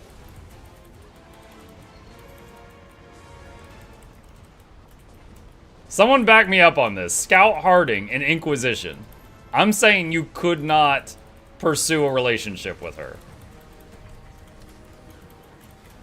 In Veilguard you could. And it was cringe as hell.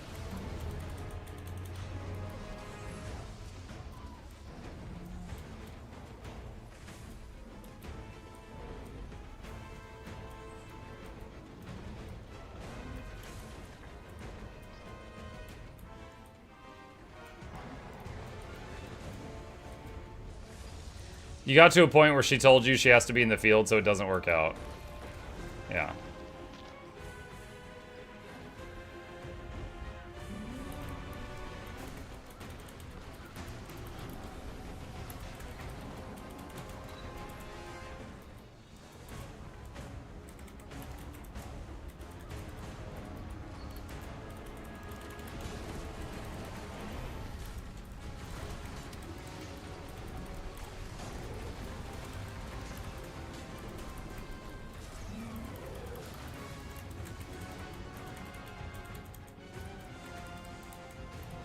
I did see the video on YouTube for like the funny scene that happens if you romance Iron Bull. I laughed a lot at that. Like, that's not me. I don't bark up that tree, but I laughed a lot at that.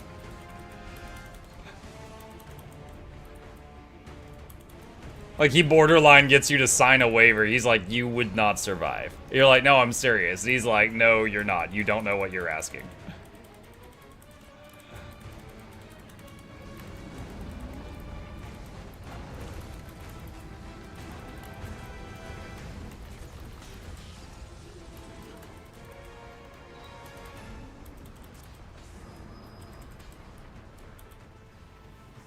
Josephine walks in and won't stop staring. Oh, yeah. Is it like 2 or 3 of your companions all walk in while you're laying there with Iron Bull? It's just like, yo, guys, are you serious?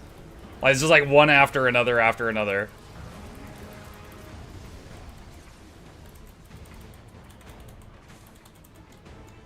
Also, one of my favorite lines... Oh my god, I'm remembering so many. There's multiple lines I loved in Inquisition. But one was... when the first time you fight a dragon with Iron Bull in the party, and he yells something. Like, you know, Bah, we've grown out, we've ninny bon or something. It wasn't that, it was something else. But he yells something, and then later at the bar, you could ask him, you're like, yo, what was that thing that you yelled when you, like, charged the dragon? I've never heard that.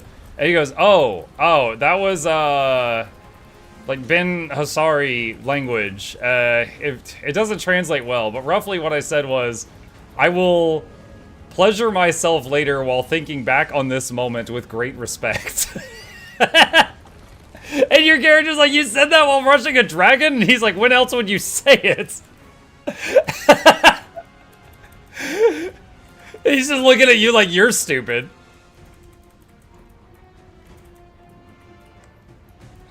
And then there was the scene where Cole's talking to him, and he's like, your name is Iron Bull. and you have horns, but those aren't bull horns. Those look like dragon horns. You should have named yourself Iron Dragon. And Iron Bull's like, that is actually way better. Oh my god, I'm so pissed. And he gets so mad he didn't name himself Iron Dragon.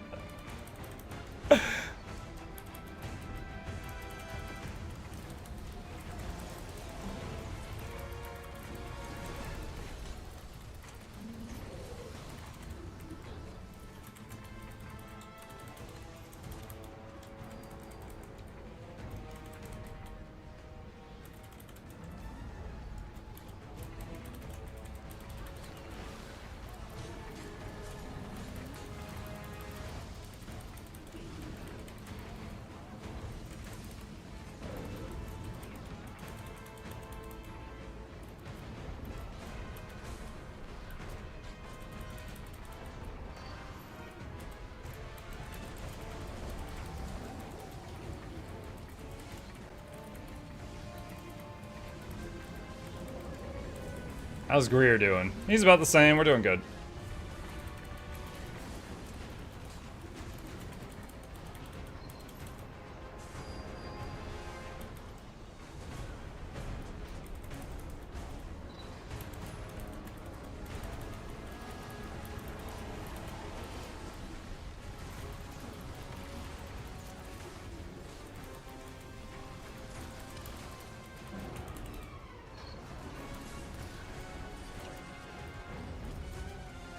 Literally multiple banter sessions where they just play mental chess against each other. Did you hear the chess game between Bull and Solus? Egghead? No. I don't think I have heard that one.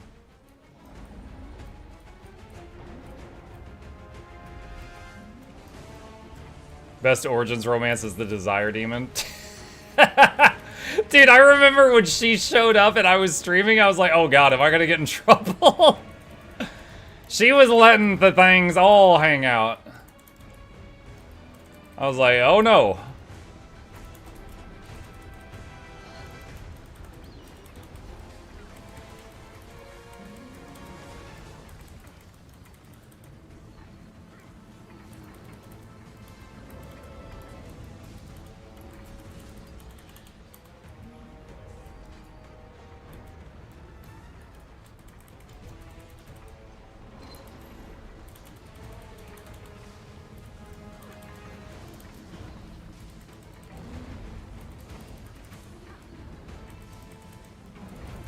Blood magic is worth it. I'm using blood magic right now. Bloodwell! Resurrect all these people that stood in that.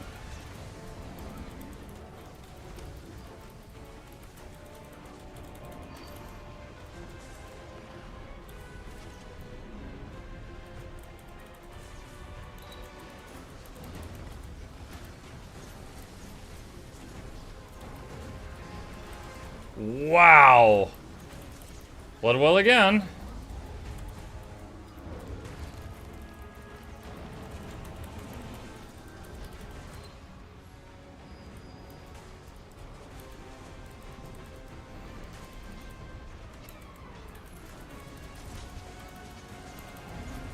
Becoming the new main.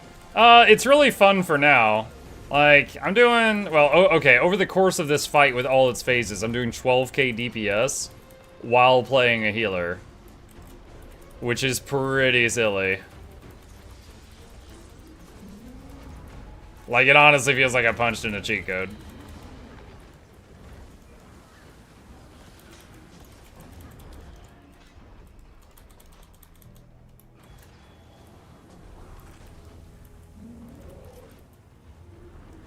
Hey, MuklukYoutube. Hi, you think they're gonna nerf it? Yeah. Okay. Honestly, I think it would be really dumb if they didn't. Like, yeah, this is fun, but it kind of feels like I'm playing an old video game and I punched in a cheat. Like, I'm doing near DPS damage while also doing, like, near main healer healing. That should not be possible for balance reasons in an MMO, because it's like, why play anything else?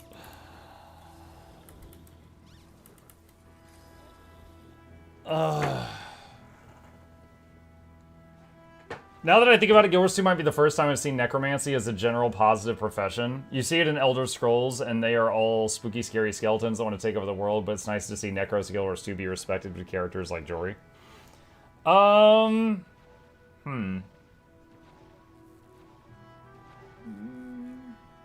remember in Skyrim, there was like a mine that was like, it was just filled with skeletal workers, and they were like, yeah, this way, you know, it's like they had friendly necromancers. They're like, yeah, this way people don't have to do the hard work.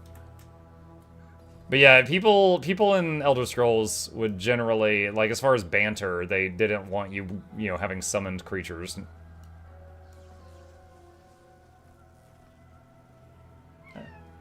Hi.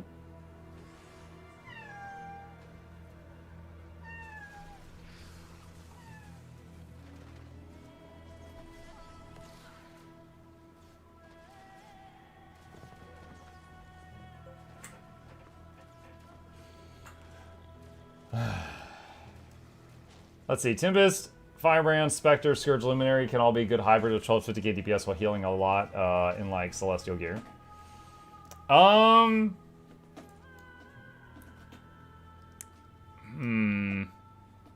Kind of. I'd say, you know, Rit can is also doing a lot of Condi cleansing, and it's boosting the damage of other people as well with Splinter Weapon and Nightmare Weapon. They're providing all the essential boons. They're invulnerable like 50% of the time when they're in Rit Shroud. So there's a lot of stuff going on there. Hey, what's up? If I ever replace this chair, Chad, I have to make sure the new one has enough space for him on the back. He's really enjoyed doing this lately. Hey, Mike, I wanted to ask, which one do you prefer? Greatsword Herald, Greatsword Luminary, or Greatsword Dragon Bunter? Bunter? I have played Greatsword Herald. It's fun. The Greatsword for Revenant is a fun weapon. I have not played Greatsword Luminary. I've only played Luminary as a healer, which was extremely fun, but it wasn't Greatsword. And Greatsword Dragon Hunter, I've played in PvP, but it's been years. So between the three, just based on my own personal experience, I would go Herald. I really love the mechanics in the game where you've got a weapon that can like block an attack and then do like a counter attack. Revenant Greatsword can do that. Warrior Staff can do that. There's a few others. Hey Chad, I got my Sky Scale today. I'm planning on getting the Bank Tab expansion with gold. I got hot POF in Living World Season 4. Any ideas what legendary I should go for first? Blank Zero, if you do exclamation legend in my Twitch or YouTube chat, it'll pull up a list of all of the legendary guides I've made. And there's one called Acacia. It's legendary gloves. That is currently the easiest legendary in the game to get. The second easiest one to get is the Season of the Dragon's Amulet. And that is also on that webpage, and the thumbnail for it says the only free legendary, which now there's 2 free legendaries, but those 2 I would get first. Do you have a Guild Wars 2 food guide? No, I do not. No. I saw your Evoker Healer video. I started one, only played Mirage and a bit of Rev before. What am I getting myself into? You're getting into the enjoyment of being a water sprinkler. Like, I'm going to send you the clip. Feel free to listen to the whole thing later, casually for entertainment. Oh, okay. Solo Bull Chess match. Yeah, DM it to me. That's fine. I got the Legend Glows from Fractals. I think the champion ones require IBS too. Season of the Dragons would require all Living World stuff, yes.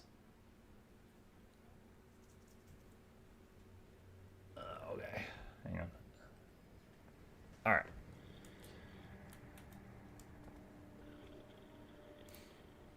Good morning, Night. What's up, Andy Star? Monkey of unread mail. That's true, I do. Let me get someplace safe. Guild Wars 2 food good. Yeah, just eat bread. Just tons of bread. Wait, Stargo says, no, you don't understand. I deleted my other characters to play this one. I'm full in, and it's because of you. So I convinced you to delete all your characters and make, of all things, An elementalist? I don't know. I feel like you weren't listening to me very well. I'm not taking credit for this. What are we doing right now? Okay. You have a really cozy looking headrest on your chair. Where do we get one? Dude, the top of my chair has so many tiny holes in it from his claws. Like, if you run your hand along, like, the headrest of this chair, it is just, like, bumps. Just tons and tons of little bumps and puncture marks. You're in my top 5 most watched channel. I'll take it. Mike, you convinced me to support and delete my account, and now I can't play the game. Oh, God, is that my fault, too? Alright. Oh, yeah, the delivery board. Price the next definitely not rigged against Charmon giveaway.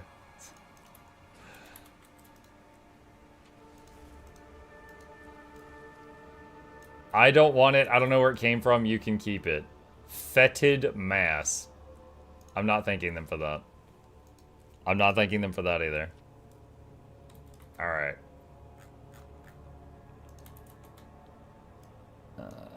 Let's throw that in there.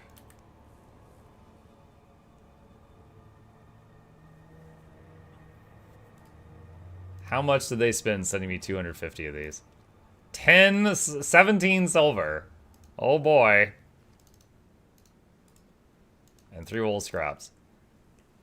Alright, I need to set up the delivery board. You convinced me to support the channel by getting my Guild Wars 2 account banned and buying new expansions, the referral link. What? These are making less sense. Where's the board? Oh, there it is. I haven't had to interact with this in so long.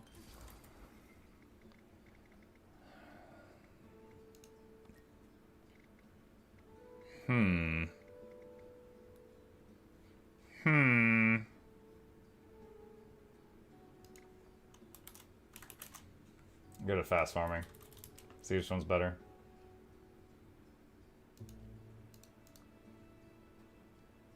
Let's see. Where's the board on here? Is it under home instance?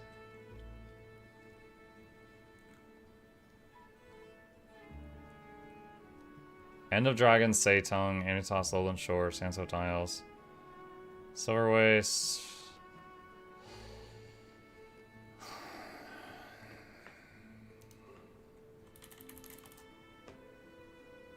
I don't think it's on there yet.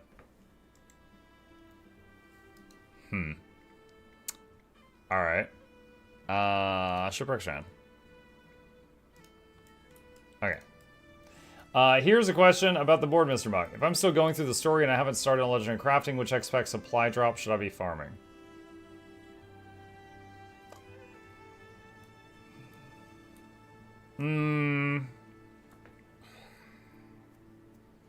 So Living World Season 3 and 4, you're going to, if you want to do Legendary Crafting, you're going to eventually need 250 of every currency from those zones. However, you receive 250 of every currency from those zones from working on Season of the Dragons. So you don't have to collect that currency via the delivery box. I'd say the trophy mail might be the one that helps the most, the one where you can get like blood from or whatever. That one could definitely help you like build up trophies, because there's tons of legendaries where you need like Gift of Fangs, Gift of Bones, Gift of Blood, whatever. I combined Fangs and Bones. I started to say Gift of Phones. It's like a bunch of Nokias arrive in the mail. So the trophy one might be the one that's the most impactful at that point. Just off the top of my head.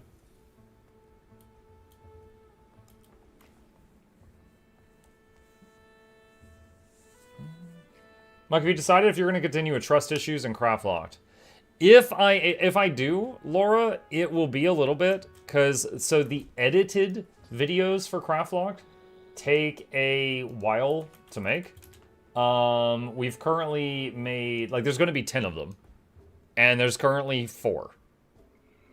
So we need to, me and Noxxi need to make 6 more, And so far, each one of those has been about 6 pages of script each time. So it's going to take a while to catch up on the edited ones, but we're working on it. So I'd probably, devote my time to that before cranking out more.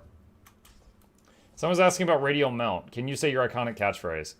This is from the Mounts and More overlay that is included in Blish. So if you go into here, Mounts and More right here, you can set it up.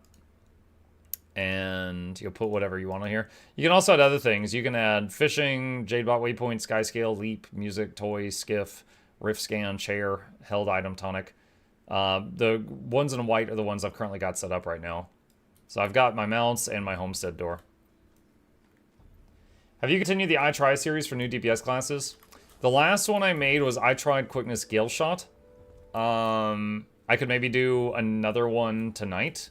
But, I'm pretty far ahead of Noxxi right now, so it'll be a while before it comes out.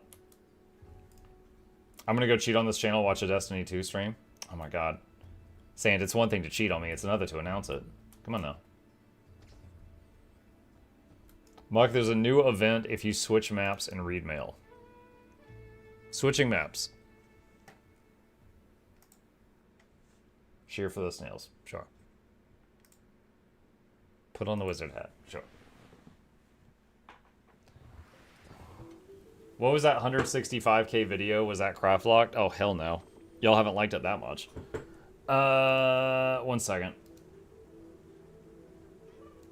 What were you looking at? Oh, Guide to Crafting Gen 3 Legendary Weapon. That's what that was.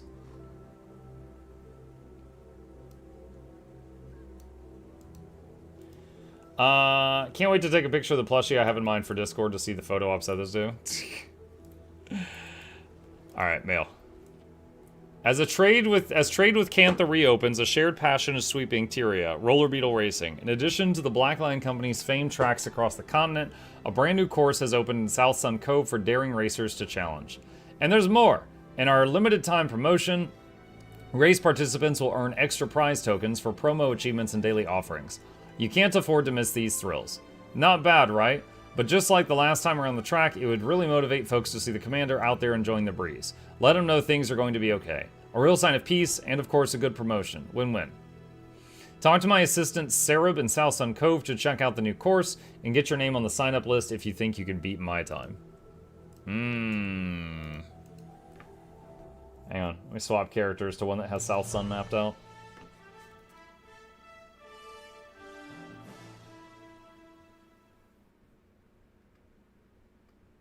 In all these years, why haven't you made a Gen 3 bacon guide?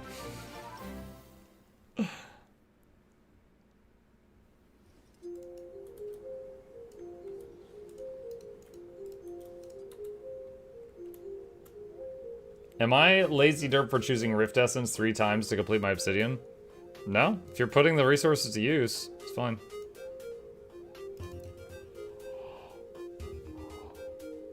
Hungry says EOD or VOE if you could only buy one. EOD. And my reason is this. EOD was the last of the big expansions. VOE is the newest of the small expansions. VOE also is not all out yet. They are dropping some of the content for VOE 3 months, 6 months, and 9 months into it. And the Dragons is completely out. So you're saying, Muck, would you get a fully released large expansion or a only partially released small expansion? So I would vote End of Dragons.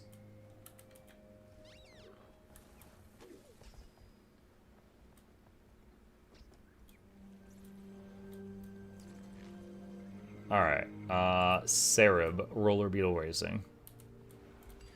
Alright, what's going on here? I'm going for speed. That's not a roller beetle. Nice! They got a freaking wooden sign in the middle of the road. Get this out of here.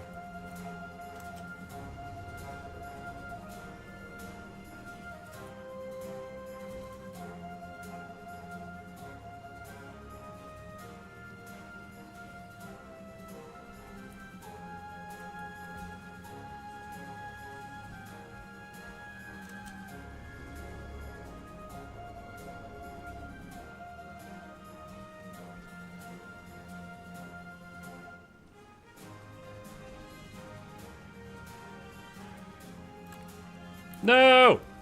No!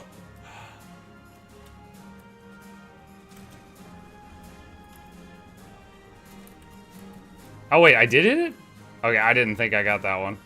Wait, which way do you go from here? I'm lost! Do you go up here? Bro, what? Down there. Wow, okay. We're gonna try this again after I figure out the map.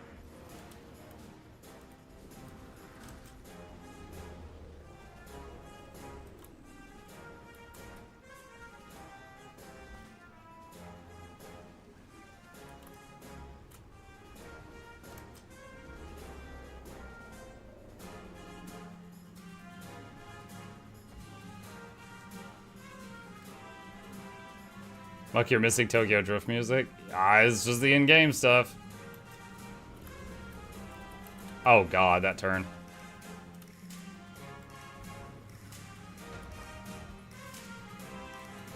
Bro, it's faster to walk up this hill. Oh my god.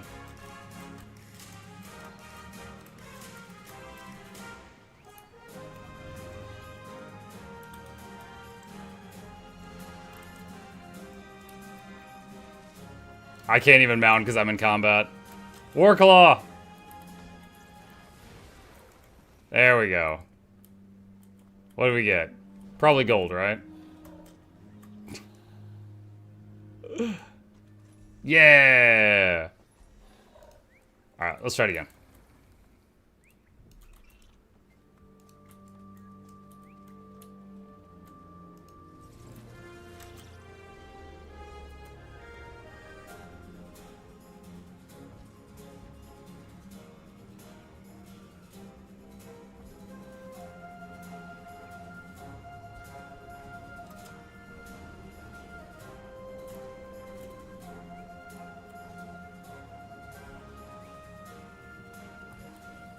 Holy crap, we slowed down a lot.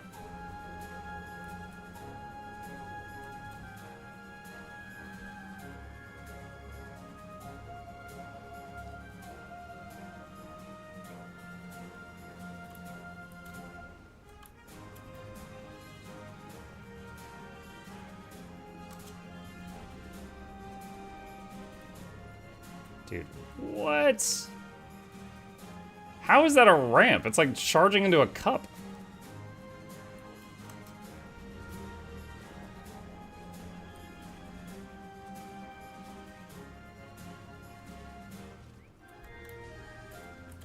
Damn, damn, damn.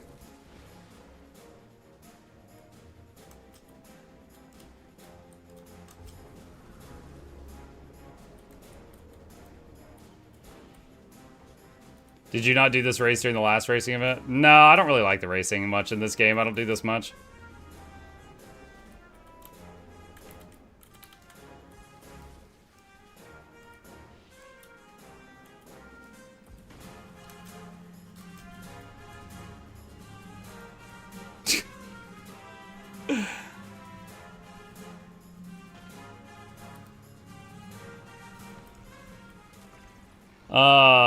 I got silver that time. Oh, I got a thing. Complete a lap of Roller Beetle Race in South Sun Cove within the time limit.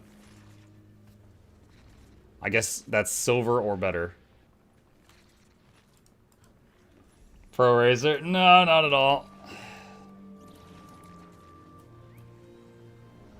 Is this a special vault entry? No. Just trying it out. Try it once and probably never again.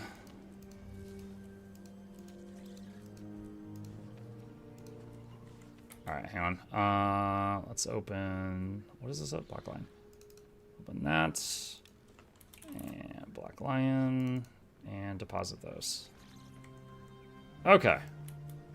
Alright, well that was a nice distraction. Let's see what else is going on. Nasty turns on this course. Yeah, I was not hitting them very well for sure. Ooh, Drakar's fun. Drakar can also drop those amalgamated draconic lodestones that you need 55 of for the new legendary spear and staff. Why deposit those? Because Lord Hyzen taught me something really, really cheap. All right, I'm gonna share those with you guys. Okay, listen up. So those delivery boxes, right? You get those bulletin boards in your home instance, and you get mailed those delivery boxes. And when you open a delivery box, you get like all the shipments and stuff, right? So Lord Hyzen saved up like a full year of these, like 300 of these things. And then the new expansion comes out, Visions of Eternity. And he buys the new contract for Visions of Eternity. And he tells it, like, give me stuff from Shipwreck Strand. The next day, so day 2 of the expansion, he gets the first delivery box from VOE. And he opens it, and he gets, like, 3 Shipwreck Strand currencies. Then he opened the 300 in his bank from the previous year. And they all gave him Shipwreck Strand currencies. So in 5 seconds of work, he was done with half the farming needed for the new legendaries. So I was like, why did you not tell me about this trick? And he goes, I thought you knew. So I am currently saving up for the next expansion. So when the next expansion comes out, I'll get the delivery board on day 1, and I'll open all these boxes, and I will get a massive pile of stuff for the new thing.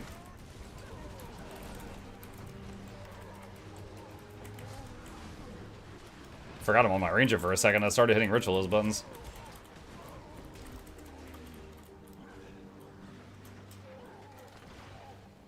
That works? Yeah. Apparently, like, when you open a box, because the boxes all have the same item name, right? The loot it determines is based off the last one you opened. So if the last one you opened was included the new delivery thing, then all the old ones will as well. Could you explain how to do that again? No, I just did it. You can rewind. just rewind a little if you need to. Why does the name of the area pop up on your screen? Regions of Tyria. If you do exclamation ROT in the chat, it's a overlay. It's just a for fun thing.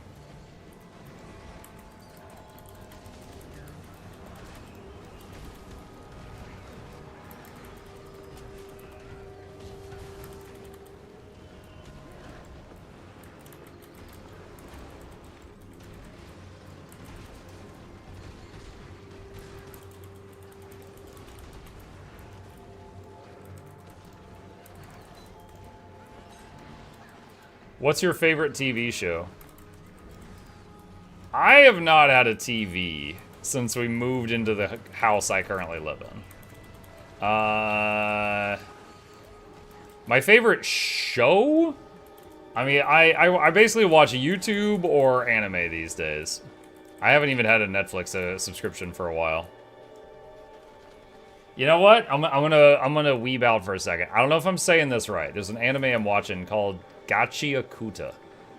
And the episode that came out yesterday had this awesome fight scene in it.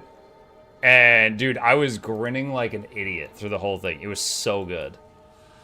I like rewinded and rewatched the fight scene like 3 times. It was so good. I loved it. Which one? I'll be vague. It was the thing with the nail gun. It was absolutely crazy. Subs or dubs? Subtitles. Like, I don't mind dubs if the voice acting is good, but I would say just usually it feels very phoned in when I watch something that's dubbed. There are exceptions to that rule, but often it just sounds bad.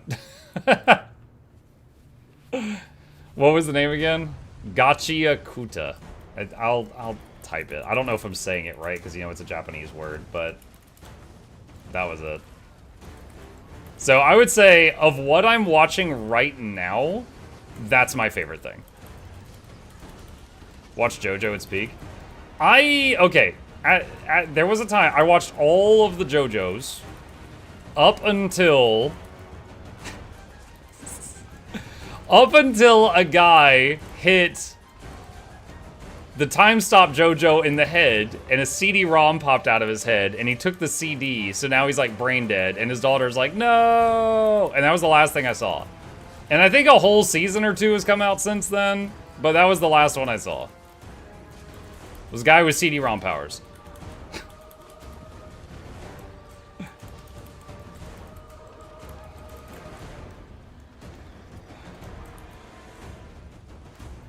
Muck, how do I find a guild to join for the farming nodes? Just, I mean, you can farm mine if you want. Exclamation guild in the chat.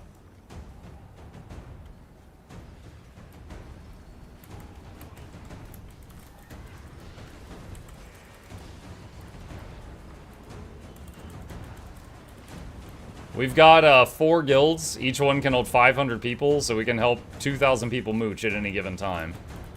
If you follow the instructions in the guild command, we can probably get you in within a couple days.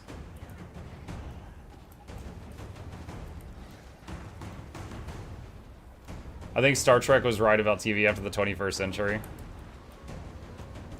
Didn't Star Trek predict a uprising in Ireland around this time? And they wouldn't air it on TV because they didn't want them to see it. The Irish Rebellion of 2025.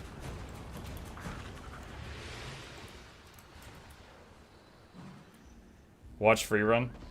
I did. It was good. Was there more than one season? I think when I watched it, there was one season, and I watched it. It was good.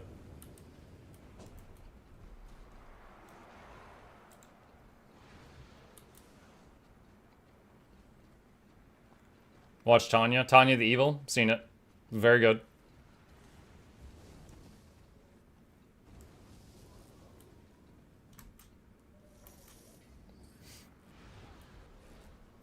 I want a full reaction list of Muck watching One Piece.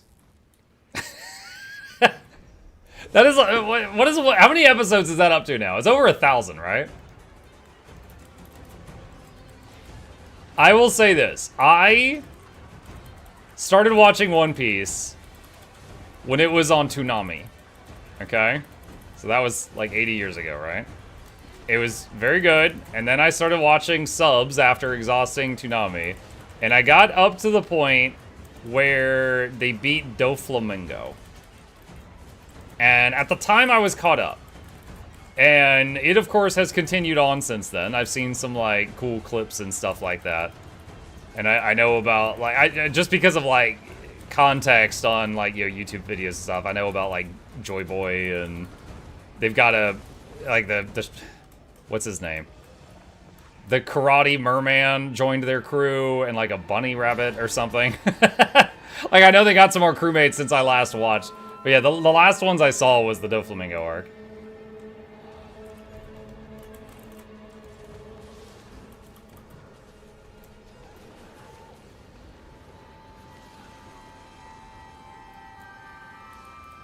Who's your favorite Naruto character?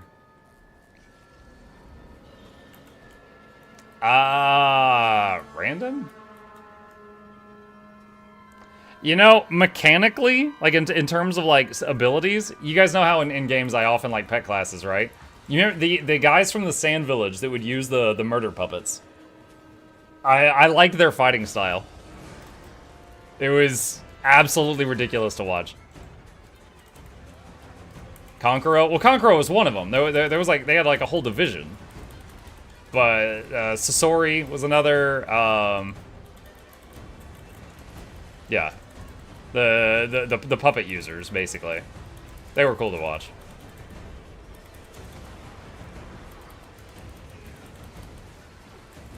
Karate Merman, how does that work?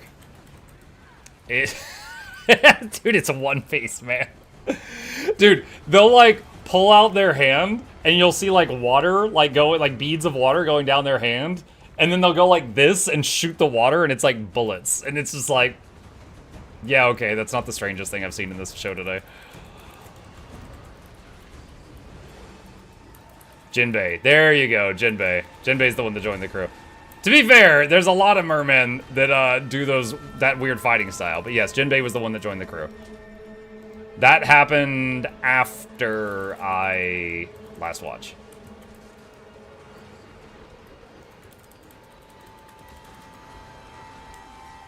Are we talking about the Akatsuki? No, we were not. If my home instance is done, should I use 50 blackline statuettes for a golden key? 50 statuettes for a golden key. I'm not sure.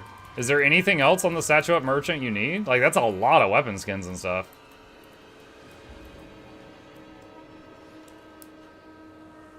Around Cake Island arc? I don't... Cake Island. Cake Island. Now, again, the last one I saw was when they beat Doflamingo. Like, he was... There was that, what was it? There was that island that his power was, like, you know, ripping apart. And they were trying to, like, beat him before he destroyed it. That was the last one I saw, like, where I watched the full thing. Since then, I've just seen, like, YouTube clips and stuff.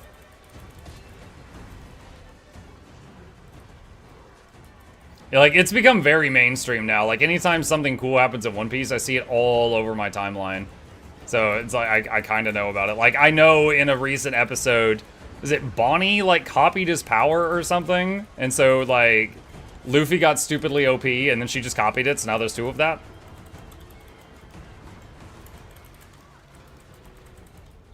But yeah, it's become very, very mainstream now, so it's like, can't really miss it.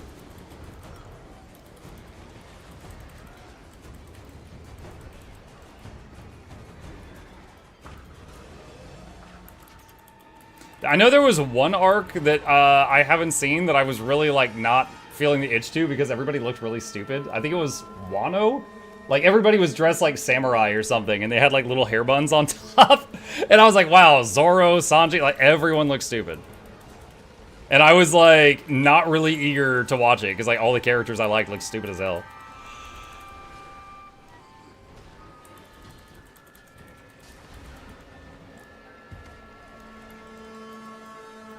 I remember reading translated scans of One Piece several years back, but for whatever reason I ran out of them sometime after Impel Down.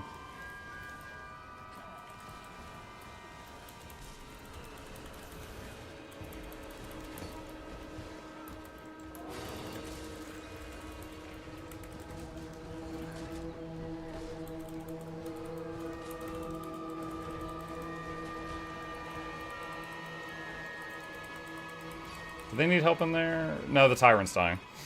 I was kind of tunnel visioning this room and wasn't going through the portal. You ended at Dressrosa arc. There's a small Zoan after Whole Cake Island, Wano, Egghead, the anime is sitting, and after that is currently the manga.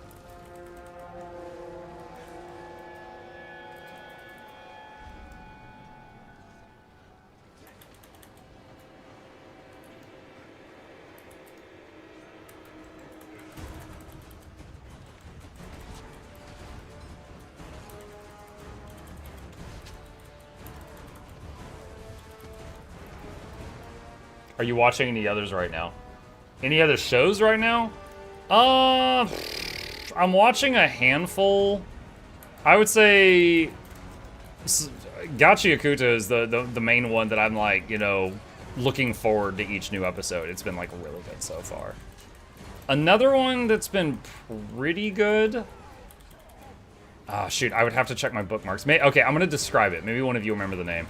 It's one where, like, there's this secret war going on between Oni and a word that starts with M in Japanese. And the Oni can control their blood. And so, like, you know, some of them can, like, you know, like, bite their finger and then, like, the blood will come out and form, like, a weapon. Others can do, like, weird superpowers with it and stuff like that. But at the same time, they're trying to not get the general public involved in this, and it's been, like, going on, like, this shadow war for a very long time. That one has been pretty interesting. Hang on a second. What is the name of that one? I'm looking at my bookmarks. Tugan Anki? Is that it? Tugan Anki. Hang on. Yeah, that's it. It's here, hold on a sec. Hold on, this guy's really edgy. It's like this guy makes buzzsaws, and then like the main character in the show is this guy here who was like he was like hooked on like firearms. And so when he got his power, he can manifest it into any guns that he can understand. But his whole thing was his dad was actually on the other side of the war, and he was an adopted kid. And then he found out, in episode 1, he finds out that he's got Oni blood, like ogre blood. And his dad is like supposed to kill him. But his dad's like, no, I love my kid. I'm not going to do that. And so his dad ends up like fighting his own people to try to get him away, and and then like everything goes from there. I don't want to spoil it too much. But yeah, that one's probably my second most enjoyed show that I'm watching currently. Dead Man Wonderland. Now, Dead Man Wonderland, they also had blood powers, but no, that's not the one I was talking about. I watched Dead Man Wonderland quite a long time ago. A word that starts with M. What is the... Hold on a second. Hold on.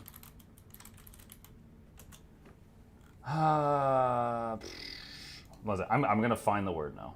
Hang on a second. I'm looking for like a description of it.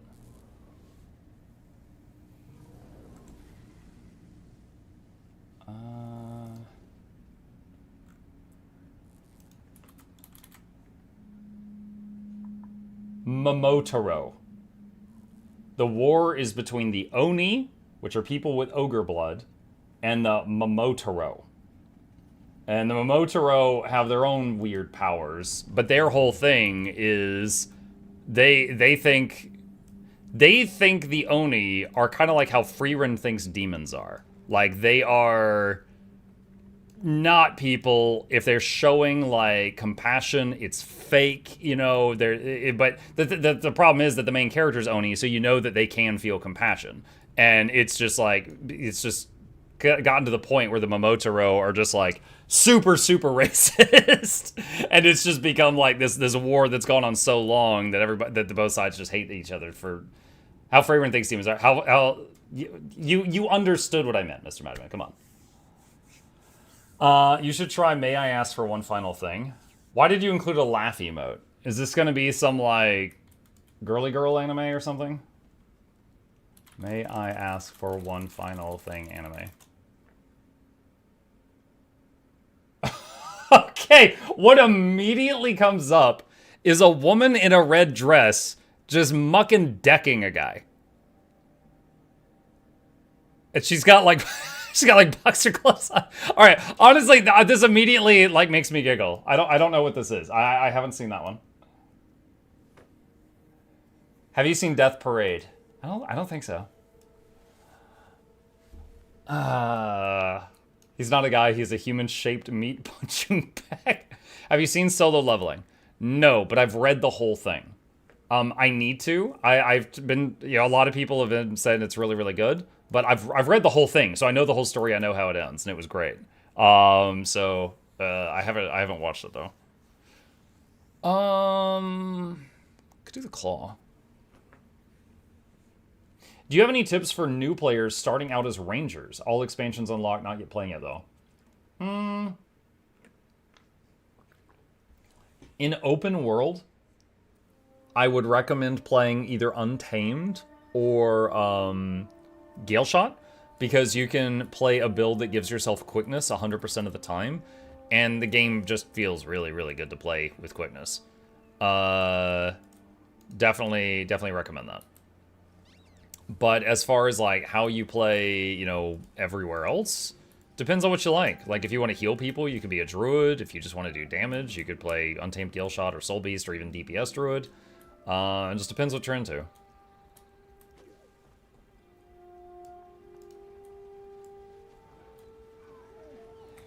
That's it. Don't think he's level 80 yet. Okay. If you are lower level and you're leveling, my main tip would be get a tanky pet to be your friend. Something like a bear or a drake, something like that. It makes the open world a whole lot easier than if you have some like really glass cannon pet like a cat or a bird. So there's my random tip for while leveling for Ranger. Have you read Solo Leveling Ragnarok? Doesn't ring a bell, I don't think so.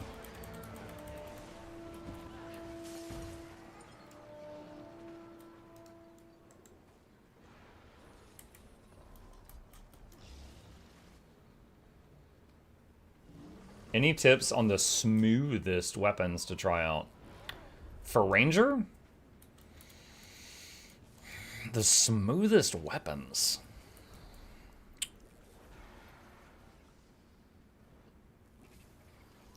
Once you have Secrets of the Obscure and you unlock maces on Ranger, maces feel really good. Maces definitely feel really good. Like, there's no weapons that are bad, but smoothest. I think maces or main hand dagger, which is from Soul Beast, or Soto weapon proficiency. Those are the first things that come to mind.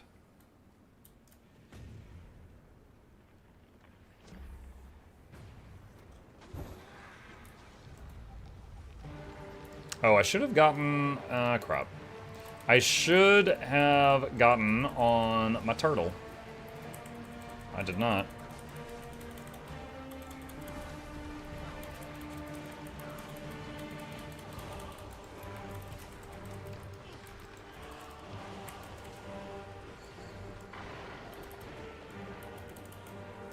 Alright, I AoE roast.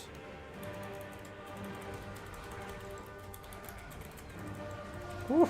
Definitely going Druid for phase 2. Is it hard to play Ranger with all the pet swaps, etc.? So, okay. There are builds that pet swap constantly, and there are builds that don't. I prefer builds that don't, and there's two reasons for that. One, you could save your second pet for situations where you need the second pet. Like, if your second pet has a heal, you could save it for when you need the heal, or whatever. That's just an example. Alright? The second reason is when your pets have boons on them and you pet swap, they lose all of them. They lose all of the boons. So, it's, in that way, detrimental to be swapping them every 15 seconds. So I prefer the builds that don't swap them constantly, but you know, you absolutely can run those traits where, like this one, Clarion Bond, whenever you swap pets. So that does boons anytime you swap.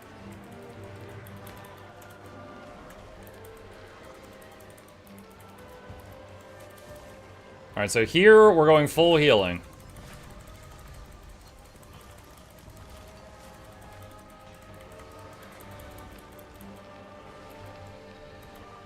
Glyph of the Stars.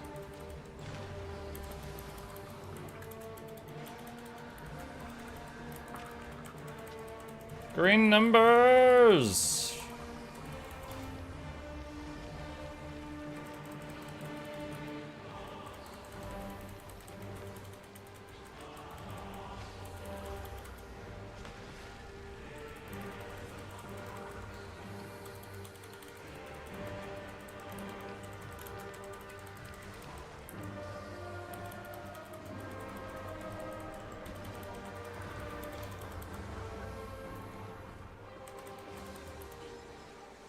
Glyph of the Stars again.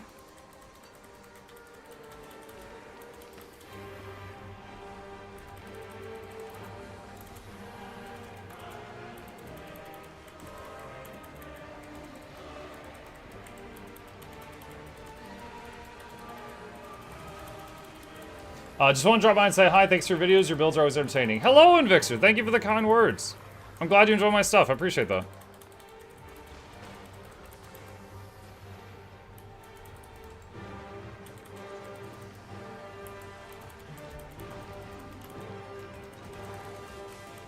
We could do one more glyph here to res the last people that go down.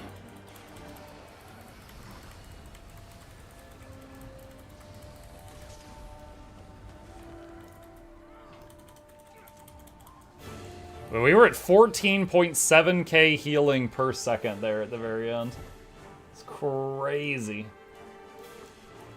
I like how damage is just a line. I think I did less than 1k DPS on that. 54 damage per second. Yeah, because when he's in that phase, the pets can't even attack. And I was using a mace, so I couldn't melee either, so it was just the tickle beam. How do you get the extra icons in the top left? Blish HUD. Blish HUD is a overlay that has like 75 add-ons in it, and then you can just check the boxes for the ones you want. Exclamation mark Blish in my chat. We'll pull it up if you want it. And those are just some different things I've got. For example, I can hold X and there's all my mounts. Mouse over the one I want, release, and there's that mount. So I've got all my mounts on one hotkey instead of 9 different hotkeys.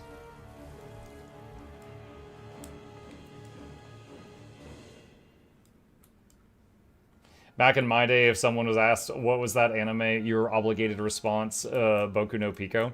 Okay. I'm gonna say straight up, I've seen that joke so much. I don't know what that is, but I assume it's like vile or something. Because of like just all the contexts, all the times I've seen that and the context that I saw it in, I just have been like, that's something really bad.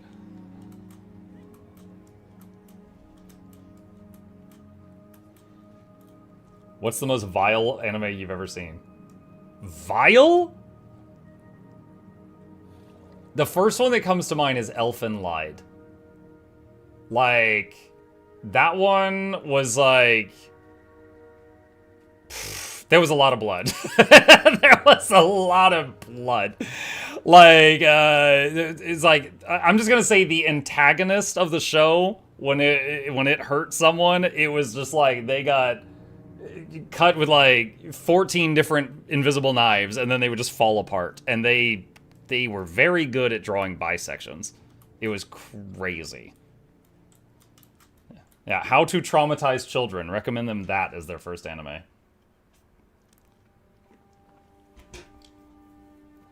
Yeah, that's about it. You're good, Rocket. You're good. Yeah, it's a much older anime, but yeah, it's lot of meat. Have you watched Hellsing Ultimate? Mm-hmm. It's fantastic. Wait, what is it? Higurashi no, I don't know what that is. I tell you what, I'm gonna copy paste this into Google and see what comes up. If I scream, it's your fault.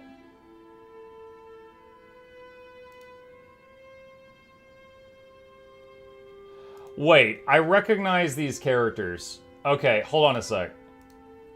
I think I saw this on Toonami. This one was like every day, the same day was replaying, but a different member of the cast was like a murderer and was like psycho. Like in one episode, she was psycho and she baked the others muffins, but she put like safety pins in the muffins. And then in one episode, she was trying to kill everybody, and so on and so on and so on. It was really weird. It was kind of like watching Scooby-Doo, where each episode you didn't have to watch the ones before it for it to make sense, but it was like every episode was a standalone horror movie. And yeah, I think I saw that on Toonami. It was just like on TV. I just started watching The Mighty Nine. I haven't seen that. Second Critical Role campaign cartoon. How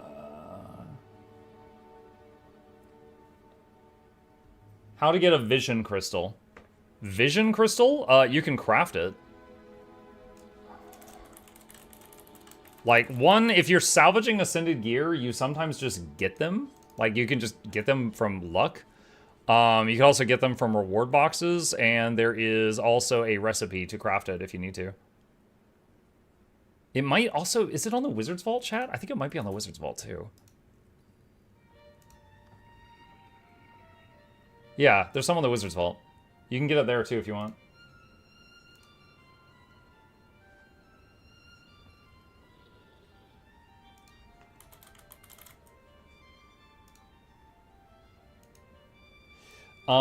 Maybe I should have salvaged my unused ascended gear instead of crafting one. Didn't know you could get one. Well, also, when if you've got unused ascended gear, you could turn it into crafted stats if it's not already crafted stats with the Mystic Forge, and then research notes it. And if you research salvage kit it, you'll get, you know, hundreds of research notes per piece of ascended stuff. I could truly recommend you one of my favorite anime movies to watch, A Silent Voice. Okay, hang on. Copy pasting. Don't recognize these characters. I don't think I've seen this one. Okay, I'll bookmark it. Take a look later. Silent Voice made me cry. Oh, no. Oh no, it's got emotions. No. I'm a man. I just want to watch action and occasional comedy, not emotions.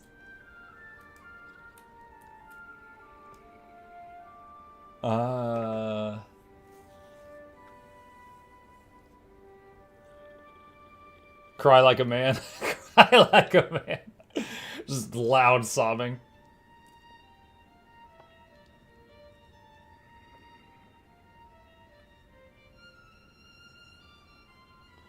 You should try Your Name. I want to eat. I'm not even comfortable reading that out loud. Crimson, what the hell? Banned, you made me uncomfortable. Made me want to be nicer, and then I got over it and I went back to being a butt. Wow, Agora, wow. Suddenly the anime recommendation stream. Oh, I missed Hammerheart Rumble. Secrets of the Wield. No, we already did Secrets of the Wield. I'm not going to get a reward for that again. No, I'm doing like a Minecraft villager impression.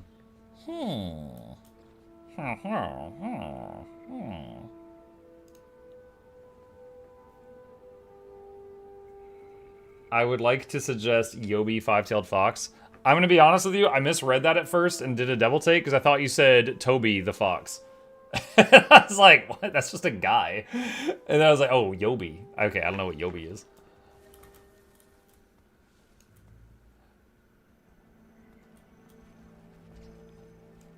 How much anime does Japan churn out every year? I mean, it's like a media form over there, right? Like, how many shows do we churn out a year? And also, like, yeah, there's terrible anime and there's good anime. You know, there's a whole spectrum of it, just like any other thing. Like we've got normal cartoons.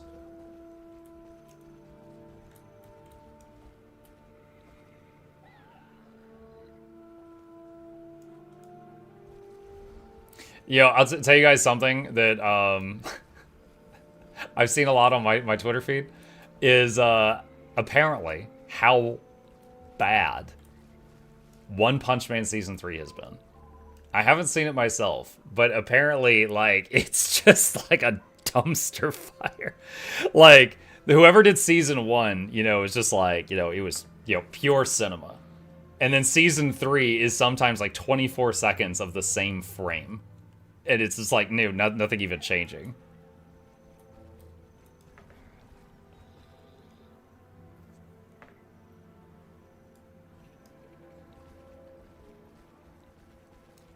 Doesn't help with different studios? Yeah.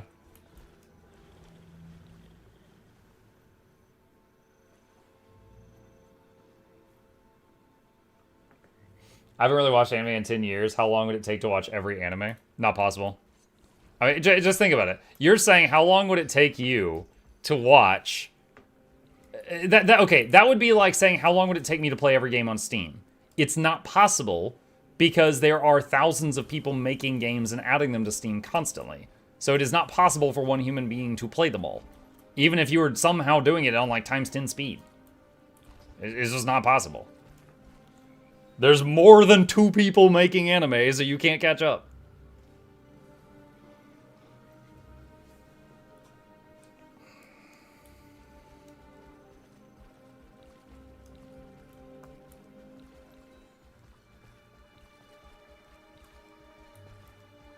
What are you doing now?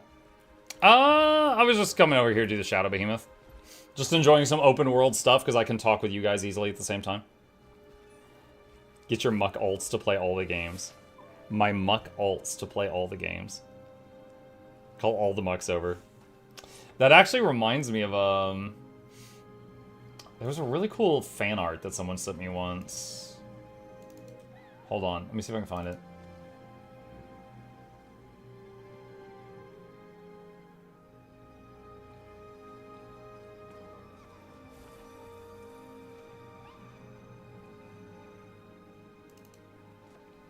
Is this it?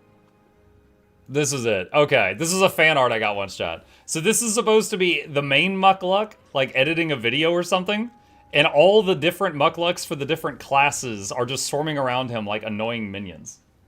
This was the one. So like, look, Engineer Muck with the orange hat, he's like working on the computer or something.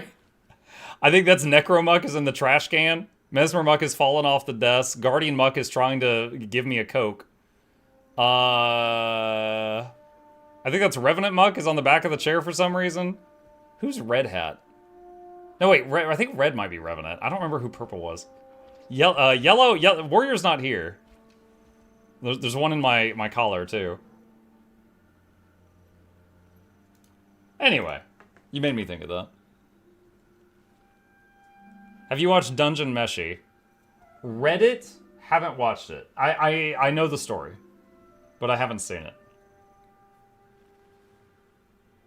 Is one Muck wearing a different colored hat each time?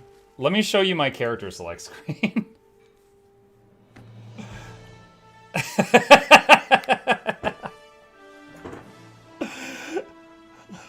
Welcome, Station of Barney.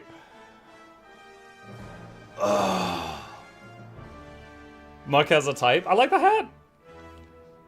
I like the hat. I love the random human. Alright, I feel like we have to play it now, chat. Hang on. Okay. Break time. Thirsty.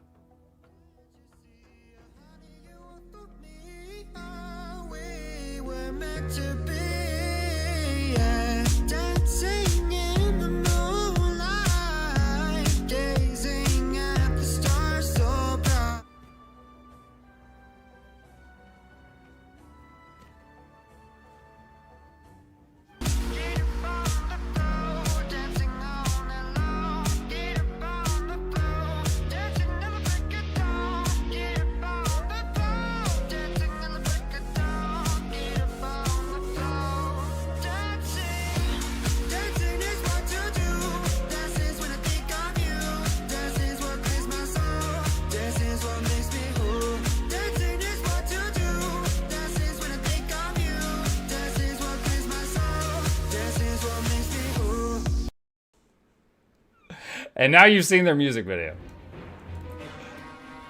Alright, Flute, it's over. Calm down. Oh, I'm still Druid. Well, you know what? I guess I can AoE res these people that just stood in all the...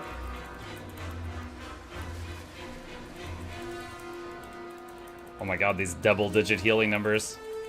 Druid squished down to low level. Feels weird, man.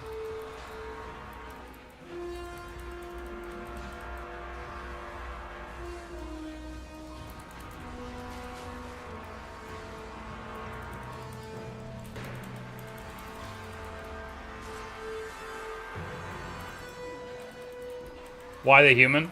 My oldest character that has not been deleted is that human. Back when you had to buy Guild Wars 2 in a store, my wife and I got a copy of it to play together, and she picked her character first. She wanted to play a human female Mesmer. So I made a human male engineer to play with her. And it was fun. We got to max level and eventually got bored and moved on. I came back to the game 5 years later, and that was when I started making guides and stuff. So he has got... That character is about the same age as my son. That character is like 13. So it gets all of the birthday presents. Hey. Thank you. So that character gets, like, the birthday presents every year, and he gets, like, the best ones, because he's so old. 3 more years, and he'll get a car. Does she ever own a Sura army? No, she only had the one character. And she never came back to the game like I did, so... Back when daily login rewards were a thing, there was a time period where she let me use her account just to get daily login rewards.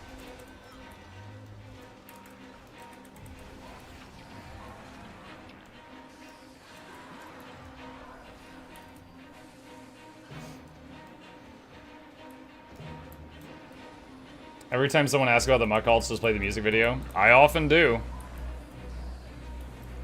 I have to be careful about it, though. Sometimes we get DMCA'd for it, so I can't overdo it. But it doesn't really, like the dance doesn't really work with other music. So I'm walking a thin line.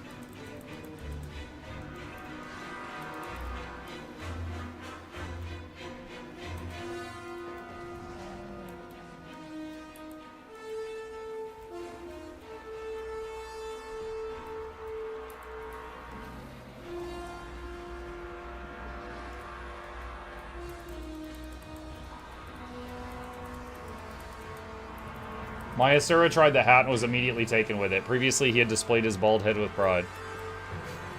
Nothing wrong with being bald. I just like the big hat. Look, the shtick of little dude, big hat, like Final Fantasy has a bunch of them. Vygar from League of Legends, my Asura. I just love that. Little dude, big hat. I'm sure y'all can think of others.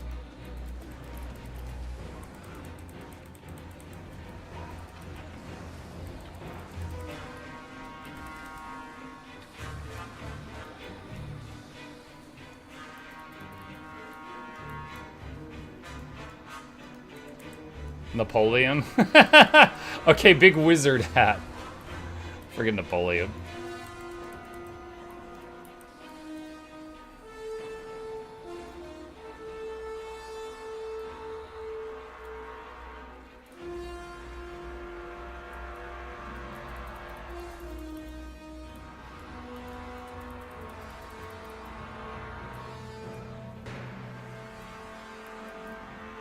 To be fair, Asura need the hat to keep their little bald heads warm. Is that right?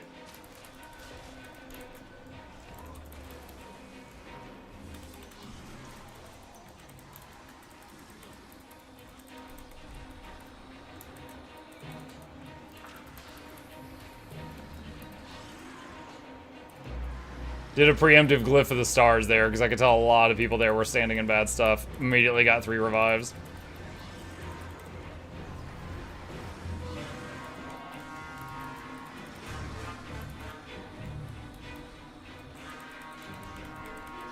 GG!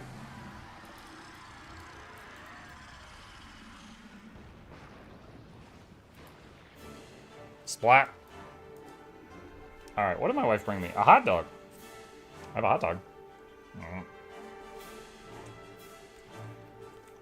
If there were a bigger wizard hat, would you wear it? I don't know. They've added more wizard hats, but I don't think any of them have the same charm as this one. Like, what was the other one? Alright, so they added this one. And the problem is, it gives me some random person's hair. My guy's bald. Whose hair is that? So if the hair was gone, and the brim of the hat was pulled down a little bit, I'd be okay with this one. Like, the hat itself is cool. But I don't know what's going on here. See, that's the normal one. 100 DPS mug, you're not helping at all. Cyclo, I peeled like 40 people off the floor and threw them at the boss.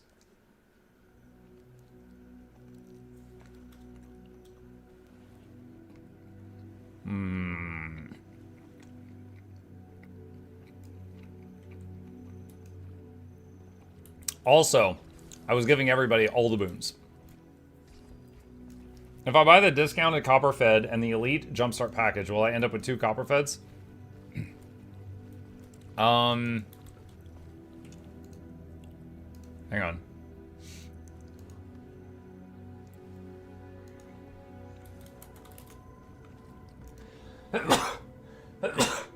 Excuse me, sorry. Okay, so it looks like even if I buy this, I will still get a Copper Fed, even though I already have one. So yes, it looks like you would.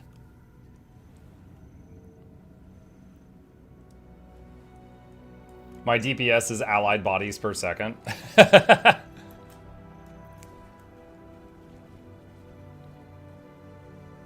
Also, mug with 6,000 gold, you could buy a lot of butter. Yeah, I would imagine I could. If that was my goal.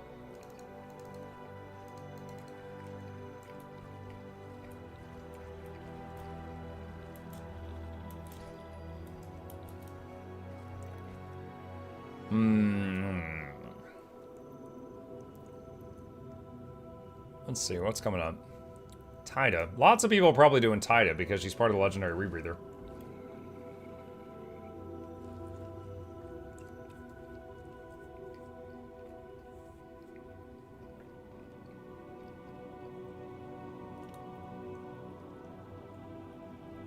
When healers res more than a Necro? With the changes to how... Okay, so if you've got a situation where teammates are constantly going downstate, I think that Druid is a very strong chance of being able to get more revives off than a Necro with just how the game currently is. But Blood Magic Necro is definitely top tier for revives.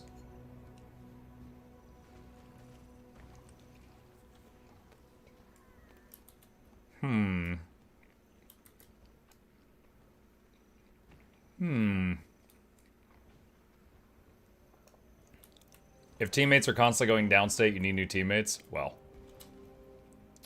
you know how DPS are.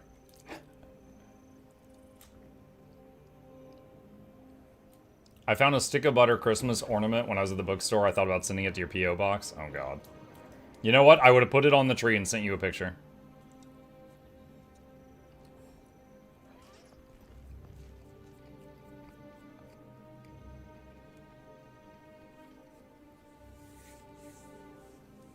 Shane says, man, my Guild Wars 2 installation is so broken, even the repair procedure crashes. Okay.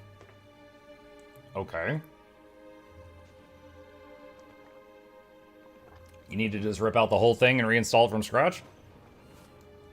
Don't know what you did. Mug, I seem to remember you were marking Scourge and Druid used to be the healers that could carry the worst pugs. So far that checks out, but Firebrand is a close third. Firebrand has a whole lot of boons and, you know, some of the highest access to stability in Aegis. So I would say it's less noob friendly. If you got someone playing Firebrand, but if the person playing the Firebrand knows what they're doing, yeah, they could carry people okay.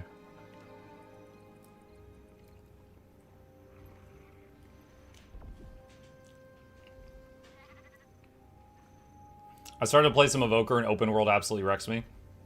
You got a kite, don't let him hit you.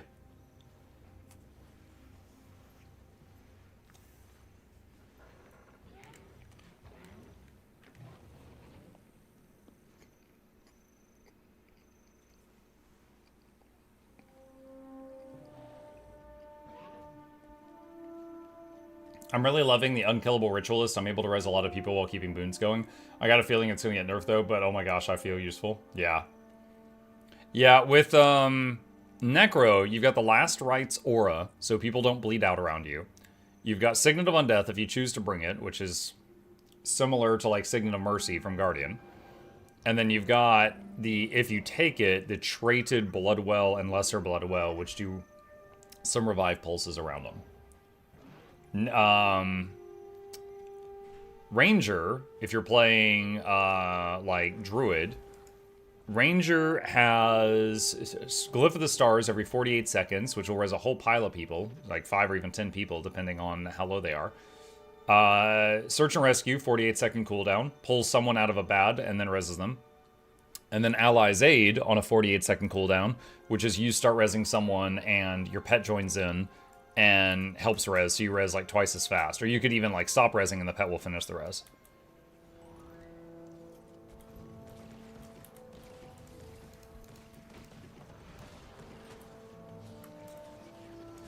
Do you think there will be legendary infusions? I mean, they could.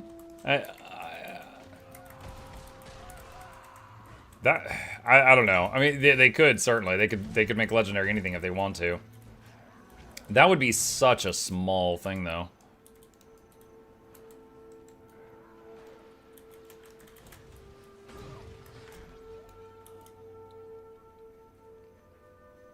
Surprise, no announcement for next week's patch notes. Yeah, usually either 1 hour ago or now o'clock on a Tuesday is when we get patch notes if there are any.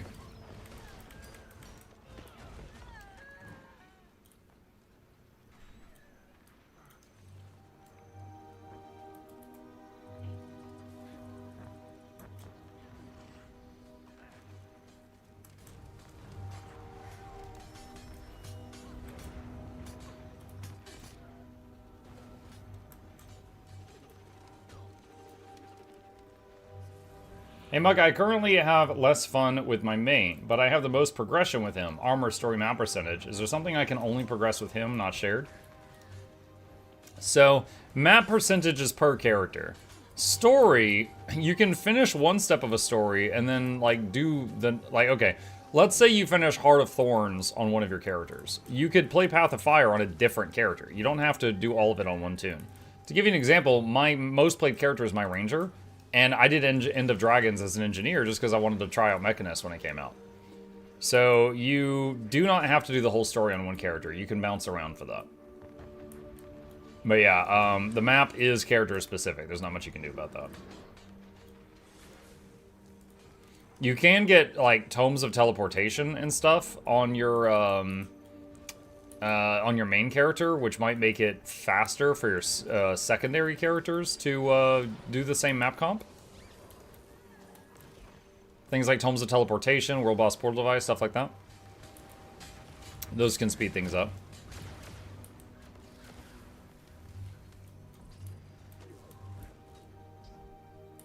See. Chat, give me just a second. I'm gonna put my plate away from lunch. I'll be right back.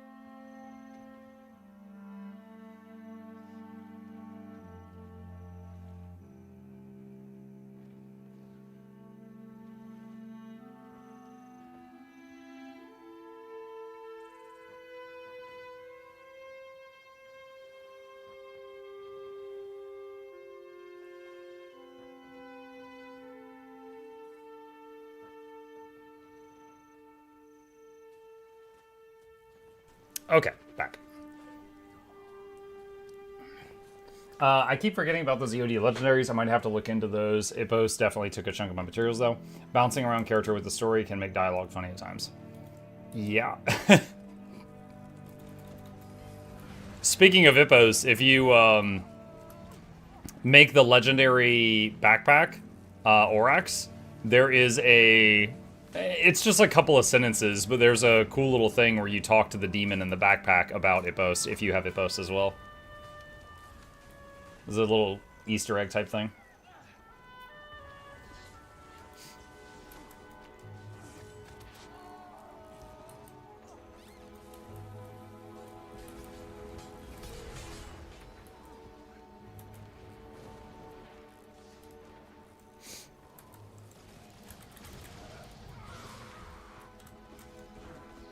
What's this event? Admiral Tida Covington. It's a world boss, happens every couple of hours. You start the event by getting enough people to move powder kegs to the front door for fort and blow it open. And then you can rush in and fight the boss. I would say it gained a little bit of popularity recently because killing her is a step required for the legendary rebreather.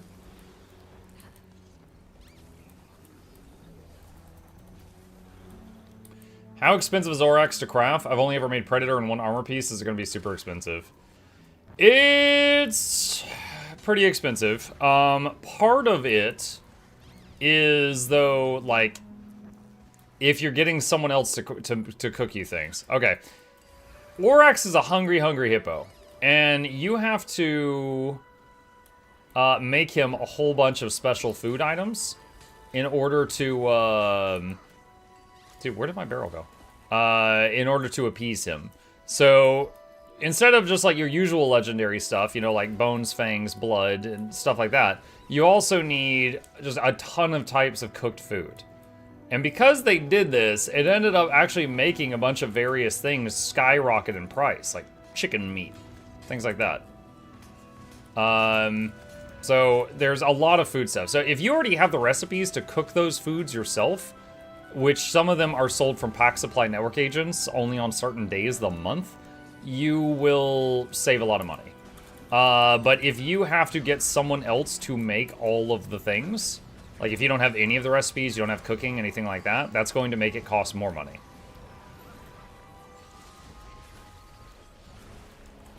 That's why chicken went crazy high in price? Yeah.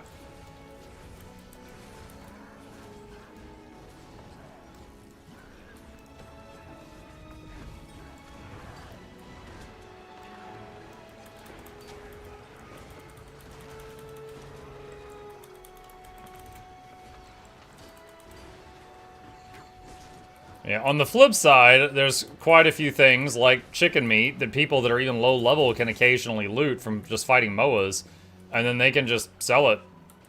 And for a low level, it's very profitable.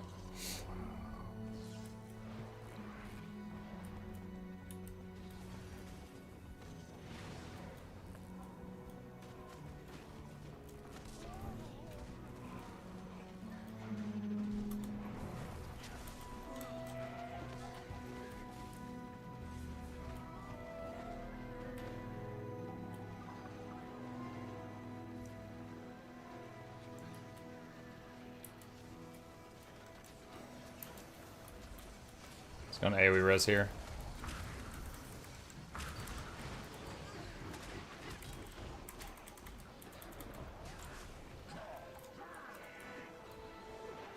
Random question. In Guild Wars 2, when you make alts, is there any way to learn waypoints, or do you gotta find them all again? You gotta find them again. There is a thing on the gem store you can buy that gives waypoints to other characters. I don't really recommend it. But yeah, opening up the map is a per character thing.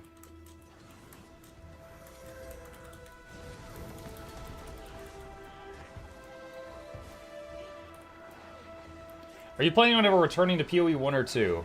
Maybe. I love playing PoE 1 and 2. It's just, if I feel that it would be something new, because, to be honest, when you're playing PoE, there's not a lot to talk about. So I feel like kind of more difficult to stay entertaining while playing PoE, so I usually, you know, there's less viewers interested in it. Like, it's a very fun game to play. Not a lot of my audience has enjoyed watching it historically. But yeah, I would absolutely be game to take another stab at it at some point. Like, hang on a sec. Path of Exile 1, I got almost 2,000 hours in. PoE 2, I did 60 hours. Yeah, they're fun. Guild Wars 2 adding the equivalent of WoW's now Warbound flight paths for waypoints would be so nice. It's the main reason I really don't play alts. Is Reforged tomorrow? Not sure. I haven't been tracking it. Speaking of ARPGs, I can't wait for the new Grim Dawn X-Pack. Yo, Grim Dawn is such a good game. Grim Dawn was the game that I had the most success with as a content creator before Guild Wars 2. Lots of good memories of Grim Dawn.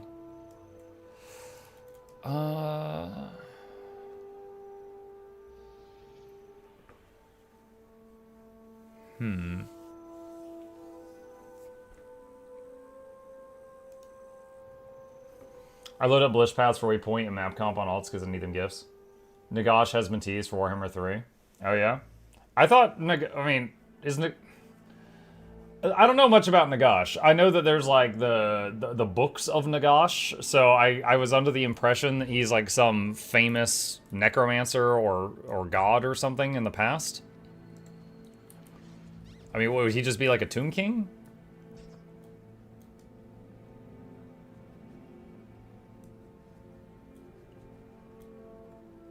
He invented necromancy. He was like, I'm gonna bring these people back to life. And people are like, you can't do that. He was just like, hold my beer.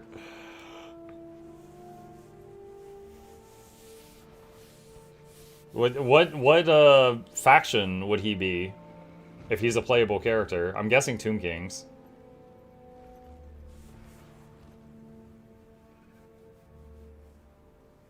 Isn't Reforged today? Guild Wars Reforged release date. December 3rd, 2025. That's tomorrow! It's tomorrow. He would be his own faction. So there would be a 4th Necromancy faction? That's crazy. Because we've already got the Vampire Coast, the Vampire Counts, and the Tomb Kings. Do you prefer Warhammer Fantasy or 40k? To be clear, I enjoy both, but if I had to pick one, Fantasy. Like, hang on a sec. So on this channel, we have played dude, in the last 24 hours, I've played 2 Warhammer games. So Vermintide 2, Total War Warhammer 3, 40k Dawn of War, 40k Rogue Trader, 40k Chaos Gate Daemon Hunters, 40k Darktide, 40k Space Marine 2, Age of Sigmar Realms of Ruin, Mechanicus, Inquisitor Martyr, and Inquisitor Prophecy. I feel like there's some others. But all of those I've played on this channel that I really liked. But yeah, if I had to pick one, I would say Fantasy. But I like both of them.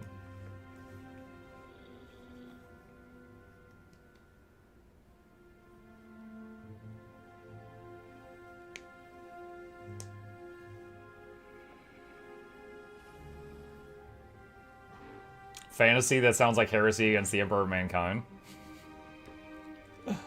But what about Emperor Karl?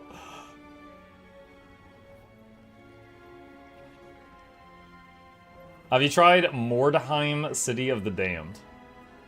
Don't think so. Doesn't ring a bell.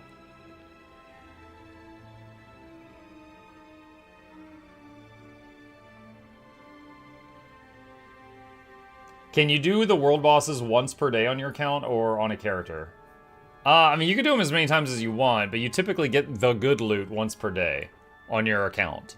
There are some that are different, like Octovine. Octovine, as long as you participate, you get like 95% of the loot on subsequent times on the same day. You played Chaos Gate Demon Hunters. Where do I find those videos? On Mukluk Plays. On the second YouTube channel, it is, there should be a Chaos Gate Demon Hunter playlist. Hang on, I'm pulling it up right now. We're gonna double check together. Yep, 85 episodes of Chaos Gate Demon Hunters for your binging pleasure from 2022. I played it 3 years ago. Yeah, that one was interesting. For anyone who hasn't played it and is interested, it's like XCOM, but with Space Marines. So, like, there might be a giant marble column between you and the enemy, and you could just, like, shoulder check it and knock it over and crush them, because your characters are all, like, stupid strong. You play, what are they called? The Grey Knights? You play the Grey Knights in that game.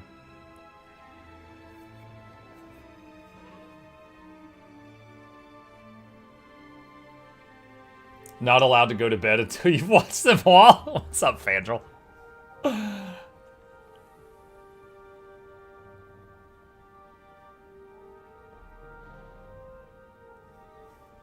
What are we doing now? World Boss is going to spawn here in a few minutes. People are just waiting on it to appear.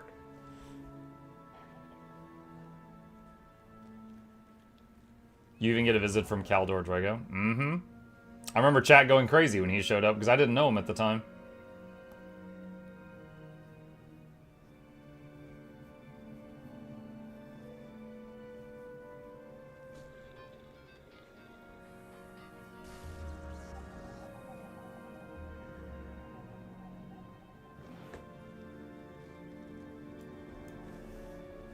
See how much time do we have? Should be any minute now.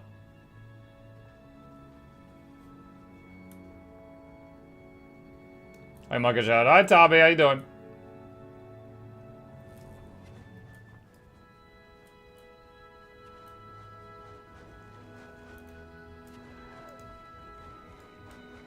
What was I? Oh, he's an antiquary. I was like, what is this guy throwing random stuff? I should have known.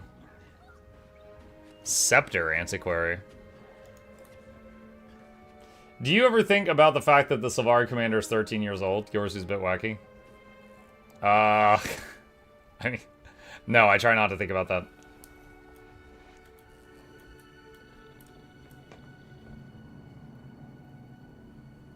Oh good, I'm not the only person who randomly gets the Mistlock theme playing from time to time. I think that was like a toy someone used that played that. Because there was still the other background music going.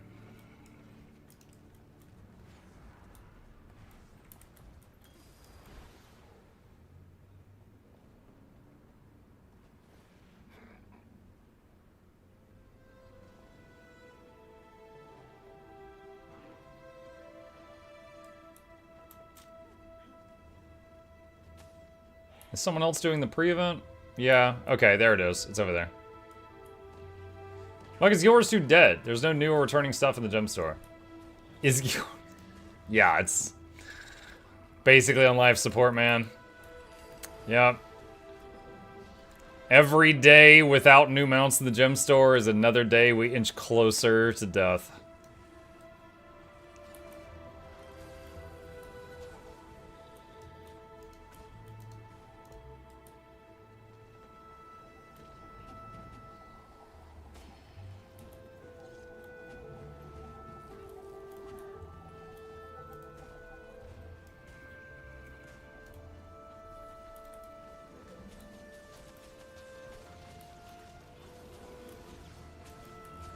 The icon was blue when I logged in, there wasn't anything in it. Yours too is in maintenance mode, we're all just here for the memes.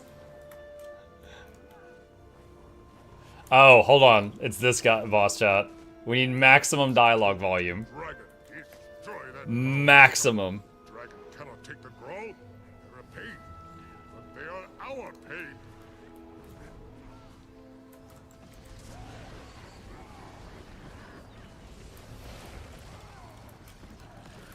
I'm so ready. I can finish this with a little effort. Where's my backpack, by the way? Why were you hidden?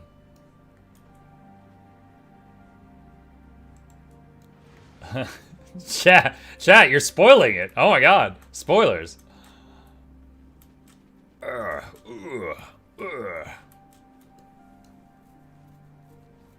We have to interrupt the ritual. Stand back or die. We The can't shaman let the sun must gain finish his control of the ritual. lake. Stop them first, then focus on the shaman's ritual.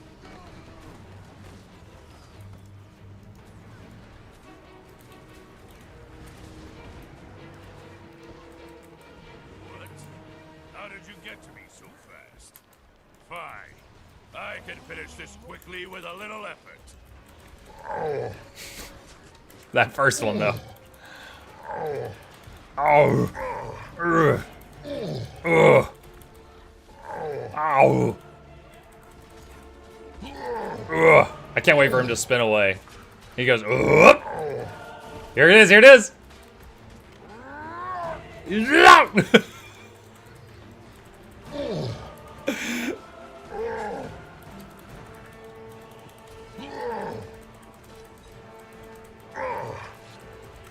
Stream rated M, stream rated E for everyone. These grunts are Merry forever. Christmas, you filthy animal. What?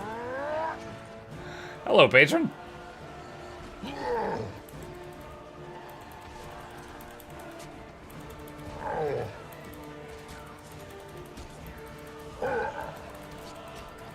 I will never surrender.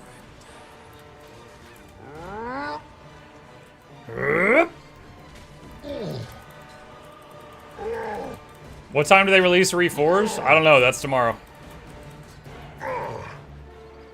Did you just misform away from my manual res of you?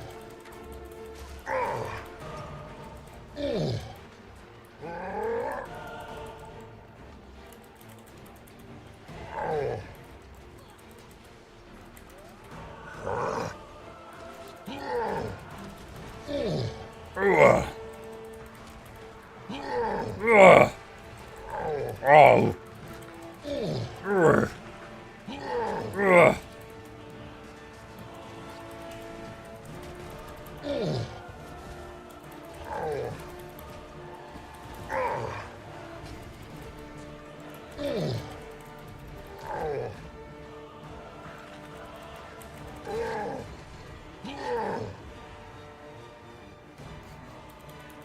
Mark no red.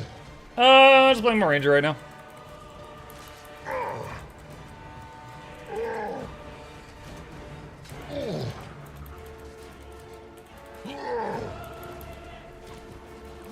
I don't know, it's kind of like the fact that Rit is probably getting heavily nerfed next Tuesday is weighing heavily upon me.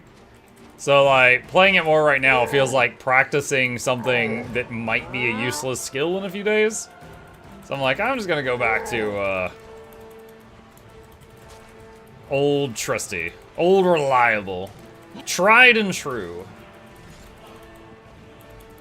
Rit gets nerfed? I'm expecting it will.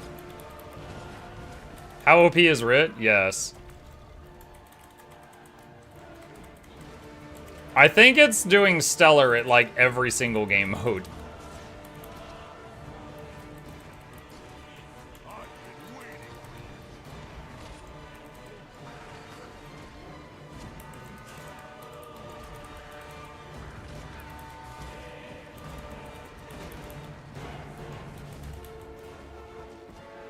Simply enjoy while you can. Eh.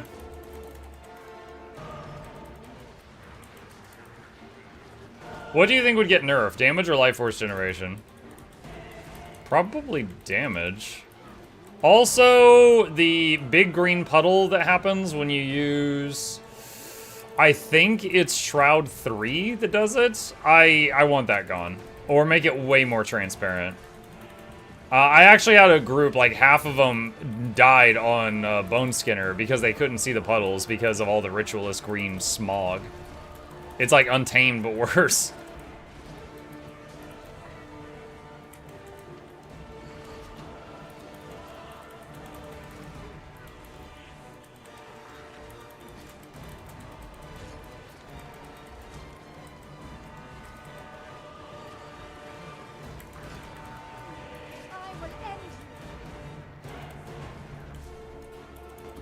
Ow.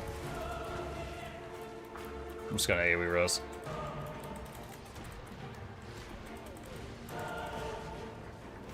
Oh, do you think Galeshot Blind Bubble will be changed? It's the worst visual effect of this X-Pack.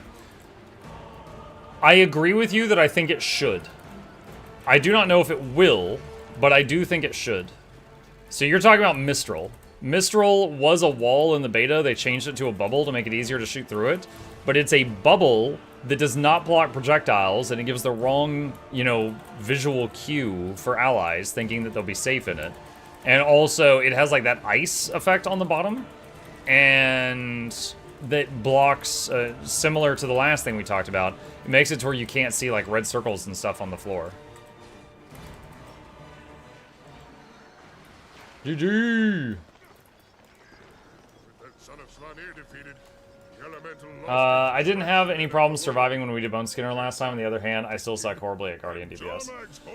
I didn't call your name, Mr. Mattyman. I just know that, like, there was a moment where I think 5 people went down. And I remember I was like, okay, hey, there's so much crap, we can't see the floor, so watch his hand. Look for when his hand gets pulled up. Yeah, here. Hold on a sec. I'll show you the worst offenders. 1 second.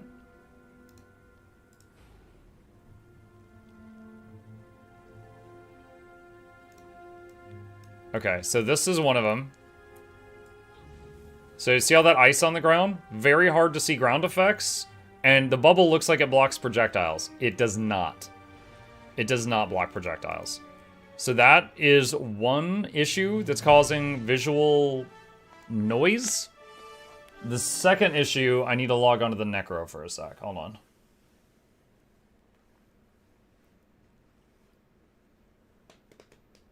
Time for Guild Wars 2 to get dead boss mods. Deadly boss mods, you mean? Alright, so... And then on Ritualist... That. It's like a green pool with like floating lights around it. Cool looking, but that is a problem. That thing is causing a lot of visual noise as well. Closest thing to DBM in Guild Wars 2 is the timers overlay in Blishhood. Useful for Sabbath cannons and greens on Doom. I've never really had other bosses where I had to use that. But yeah, I remember when I was participating in the races in WoW using DBM, and that was many years ago.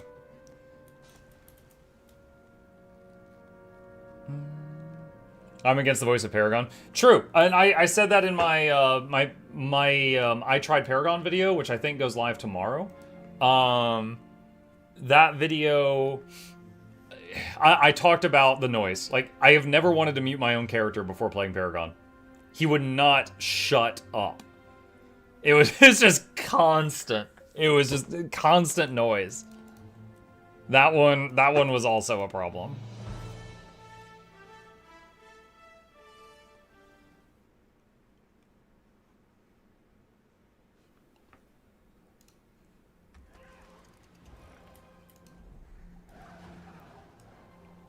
Wait, do I still have dialogue?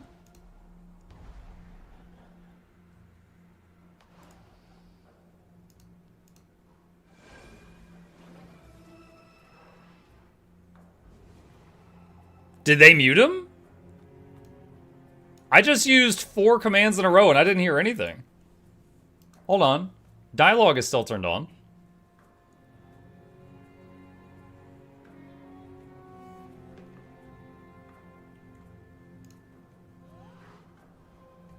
You have it disabled. Do I? Hold on. Oh, is it player chatter? Is that what's doing it? Find their weakness. There it is. Make them flee. Oh, he's not even done yet. Never surrender. Yeah. We shall return. Find their weakness. Yeah. When you're playing this guy and you've got alacrity and quickness, you are doing these shouts constantly. And he does not shut up. I think my suggested fix for that was if you hear a voice line, do not play the same voice line for like 3 minutes. Never surrender. There's nothing to fear. Make them flee. It was ridiculous. Oh man, dude, I had hope for a second. I was like, oh my god, they fixed it. That's awesome. Nope.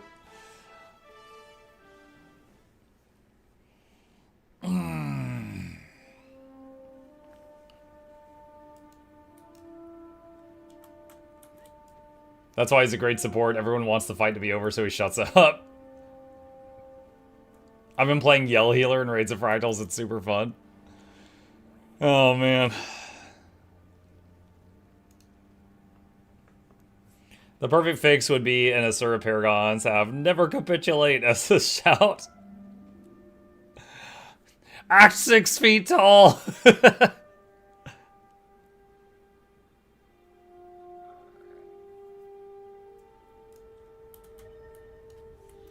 Let's see. Oh yeah. I was like, are people doing this one? Turn up the graphic settings. Yep, people doing this one. Vacate these premises. Add that onto fear skills.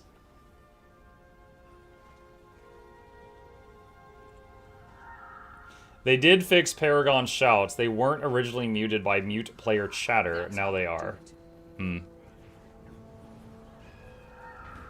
Hey Muck, coming from YouTube, and I like the content here. Thank you. Question. I got issues with the fast-paced classes because of my hand. I'm looking for a class of yours too where I can play multiple elite specs without breaking my hands. Varlin, have I got a web link for you. These are low-intensity builds. These are builds where it is super derp easy to get crazy numbers with very, very little input. You would probably enjoy those. And if you don't see anything you like there, there are other low-intensity builds made by other creators as well. But that's a good starting point.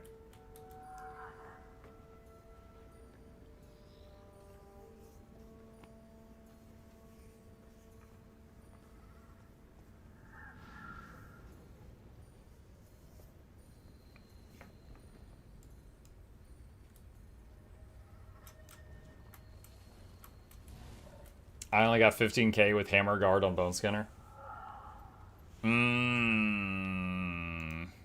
Was that a skill issue?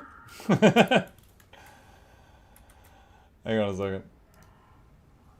What did I get on Hammer Guard last time I played it?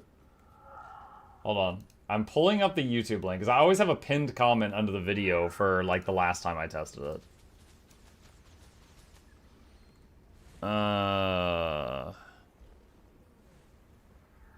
Tested after Visions of Eternity release on November 16th, 2025. Still works. I got over 27,000 damage per second.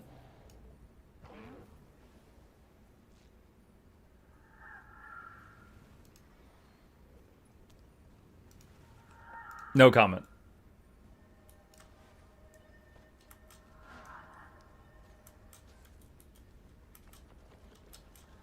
Guild Wars Reforged type.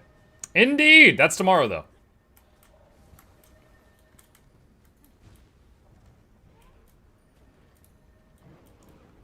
Hang on. When did Guild Wars Factions come out? April 28th, 2006. So April 2026. Is that like 5 months around? So that would be the 20 years anniversary of Factions.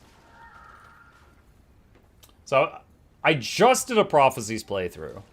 And there's a chance we'll be doing a Factions playthrough in like 5 months. So I probably don't want to do one now. When did Nightfall come out? October 2006. Okay, so a little less than a year for Nightfall if they do a 20-year anniversary event for that.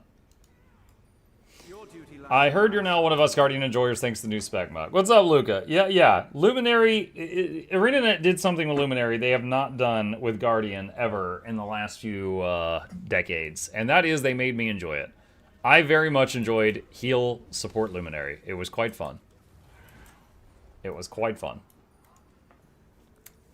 Certainly, League's better than it felt to play during the beta as well. Reforged is all of them. Reforged is kind of like a patch for the game, yeah. But my point is that, like, I know there's a lot of hype for Reforged and a bunch of people are going to be playing it tomorrow. That's awesome. For the people that keep asking me if I'm going to play it, my answer is I just did a playthrough of Prophecies, and there's a strong chance we'll be doing a playthrough of Factions and Nightfall next year. So I don't want to do a playthrough of anything right now, because Prophecies, I just did it. I'm bored of that. And the other two, I don't want to be bored of it before they come out. So I'm just going to wait on those. Eye of the North, though.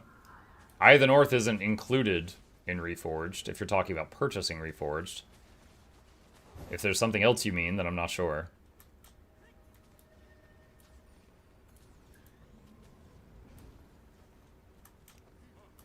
Oh, perhaps you're talking about the Eye of the North campaign, where they added, like, heroes and stuff? Yeah, oh, gotcha. Yeah, in our playthrough of Prophecies, we stepped into Eye of the North very briefly to get, what's his name? Nox? The robot. And then, like, a couple of other heroes. And then we went back to playing Prophecies.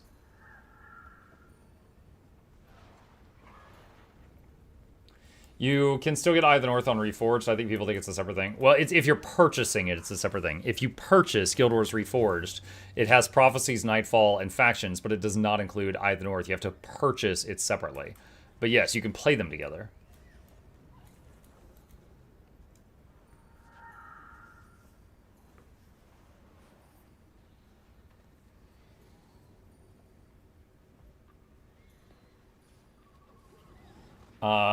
You must get into Gunner Hold and get Xandra the Ritualist really close to start. You must.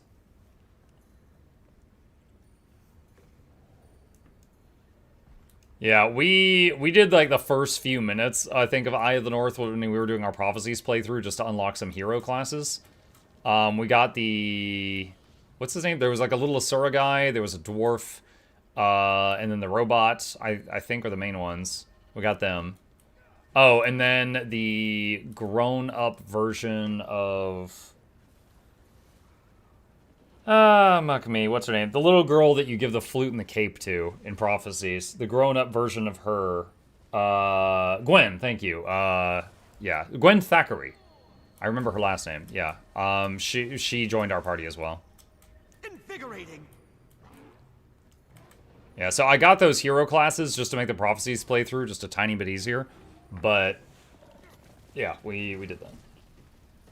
She's a Thackeray? Mm-hmm. Yeah, she is, Logan's... like grandmother or great-grandmother or great-great-great-great-great-grandmother, something like that. He's talked to, Logan has talked to Gwen's spirit once in Dragonfall, I think.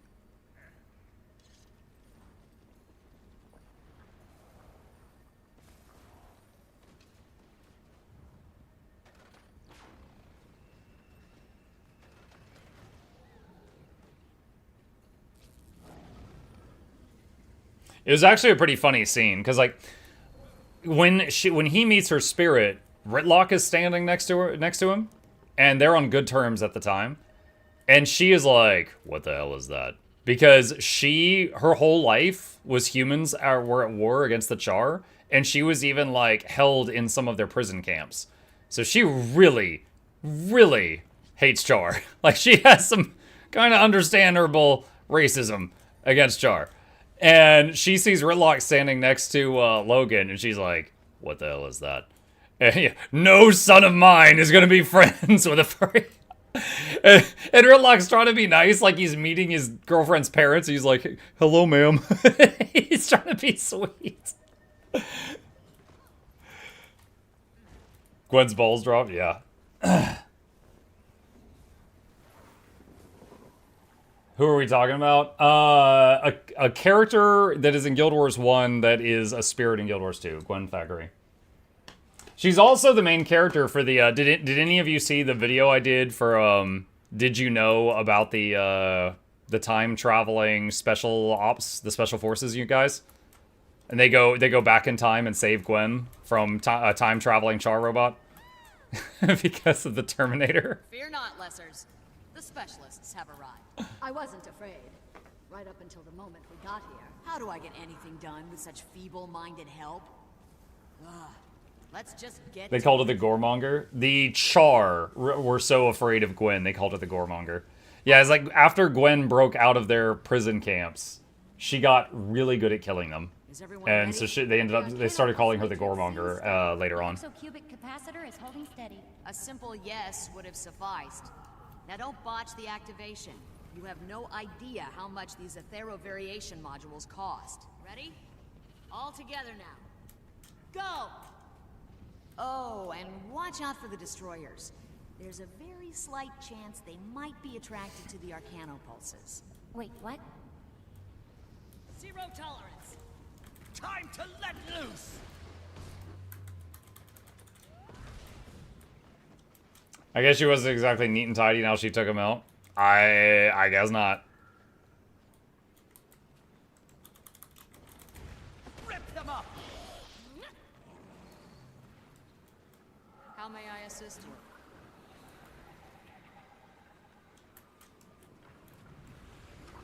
As a kid, I thought the Cauldron killed Gwen, and I stopped playing because my stupid kid brain basically went straight to I'm ready at like level 3 doing the post-searing stuff. I'm ready.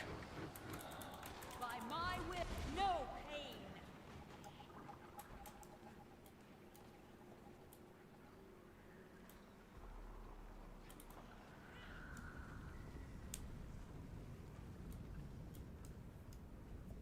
I carry the wind. Excelsior.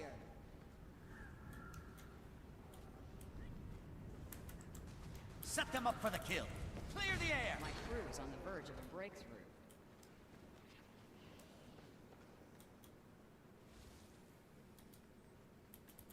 I'm the same world boss as you. We'll take it down together. Do you remember leveling to 20 in pre-searing?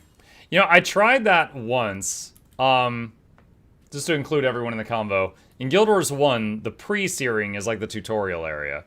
And there's an achievement for getting to max level in the tutorial area, which is quite difficult. And one of the strategies was there was a quest that spawned a group of Char outside the gates, and then you would go kill them and go turn the quest in. And you take the quest, it spawns the Char outside, you go kill them, you then delete the quest and go accept it again. Much love, Muck. And just keep doing that. Hopefully I can come back to raid you on Twitch ASAP. Much love again. Thank you, No Name Found. Appreciate the sub and the raid offer. Thank you so much. So you keep accepting the quest to spawn the Char, killing them for XP, and then abandoning the quest, and you just keep doing that.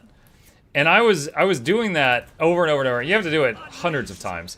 And I accidentally turned the quest in one time. I was like level 14 or 15. I still had a long way to go. But I was like, screw it. And I just stopped. But yeah, there is an achievement in like a title, I think, to get level 20 while still in the newbie area.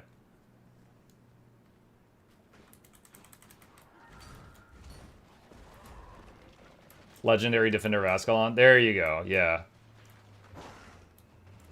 It's easy now. There are daily quests that spawn higher level mobs. Oh, dang.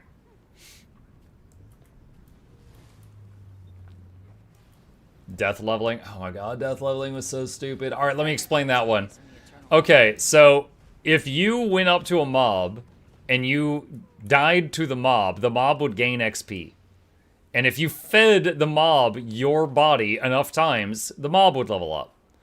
And then you could get the mob to be high enough level that it would give you XP, and then you could kill it and gain some XP. Repeat 10,000 times. There was also Rangers death leveling to get higher level pets. Wait, what happened? That doesn't match our expected results. It's like you dying to a pet 1,000 times and then taming it to get a higher level pet. Hired help. Kill that thing already. Rip them up. Why won't anyone time to let loose? You can't stop me. I chose you. Good times, am I right? No, dude, I refuse to participate in the death leveling. Like, that just looked so awful. Oh, you won. Good old times, right? Letting the PC run overnight, wake you up in the morning to a disconnect. Oh, God. Wear them down. I have done that in other games, never Guild Wars.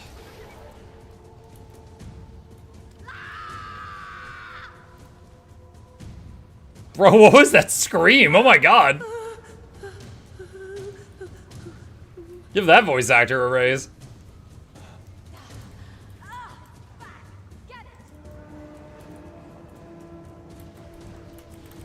Soften down your mind. Pound it into dust. I gotta get out of the lava.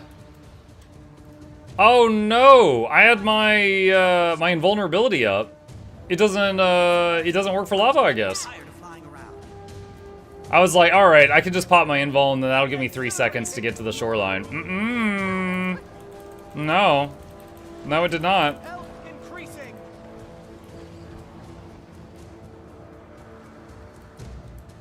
Why am I seeing Muck playing fractals? Am I dreaming? You are dreaming. There are way too many people here for this to be a fractal.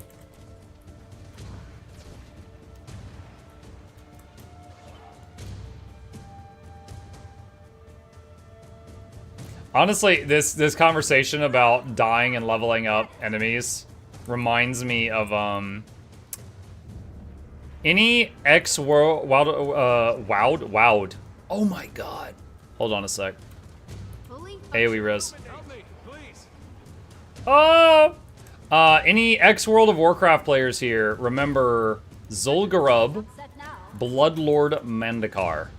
Infuriating. When you were fighting him, if he killed someone in the raid, he leveled. And whenever he leveled, he would randomly yell, ding, to the zone. And one of the other bosses, I think it was Hex Lord something something, at the other end of the zone would go, Grats! And just yell across the map. So, like, you'd be wiping, and the boss would just be like, level up, level up, level up, level up. And it's like, after 4 or 5, it wasn't possible. You had to just wipe it. But if you wiped on it too many times, he just got tons of levels, yelled ding, and the other bosses would congratulate him.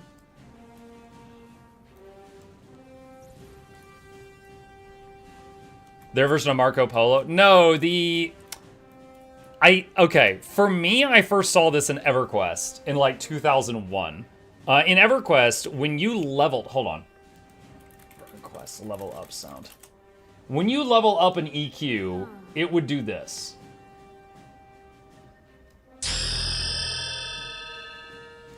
And people just called that the ding noise, right? So if someone leveled up, and leveling up in that game took forever, they would go ding, and everyone would be like, grats.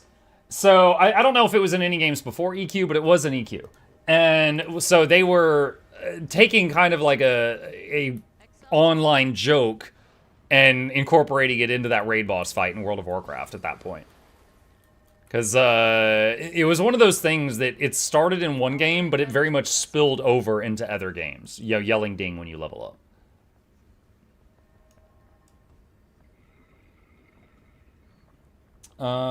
He could also glitch into the wall, making him unkillable. At that point, he gets big enough and breaks out, he wipes your raid. Never saw that one. Yeah, I wiped on him during progression and all, but never saw that one.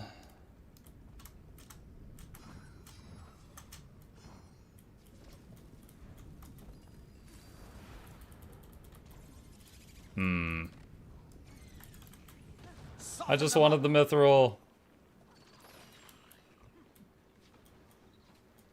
The Gratz Torn meme is also a thing. Let's see. Probably do Fire Ellie as the last one for the day. Yeah, the reason is like, I know firsthand how annoying it is when people are like, "Oh, WoW was the first MMO who did," and I'm like, "No, it's not." You know, like if friggin' Onyxia was a freaking copy of Lord Nagathon, the dragon from EverQuest. Like, there's so much that WoW did where they took something that already existed, they friggin' copied it blatantly. They polished it, they made it better, but like the base thing was just, it was just ripped from another game. And so like I try to always be open to the idea that when I talk about my experience with my past MMOs, that they weren't the first that did something. Because like when EverQuest came out, there was a bunch of people I knew that were hooked on Ultima Online or Dark Age of Camelot. I never really played those games, so I don't know what, if anything, they were the first at. Old school RuneScape, of course. You know, there was quite a few other MMOs there at the same time.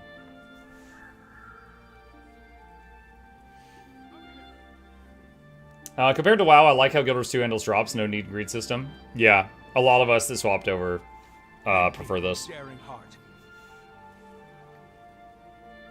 US Robotics was the first side-scroll open-world PvP RVR solo MMO roleplay Commander Keen clone. Hang on.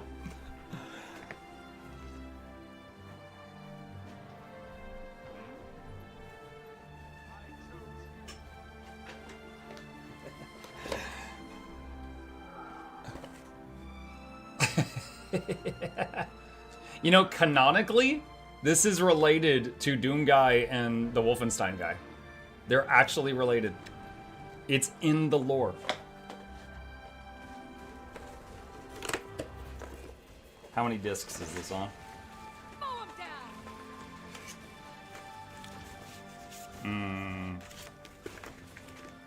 Okay, this is the little floppies. 2 of these. I've got another game that's like on 15 of like the big floppies. The floppies that were floppy. Not this one though.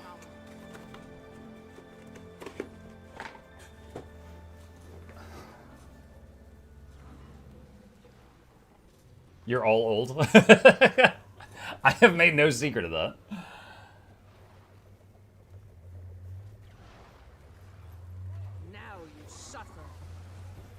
Darktide new class today, too busy for an MMO. That's fine.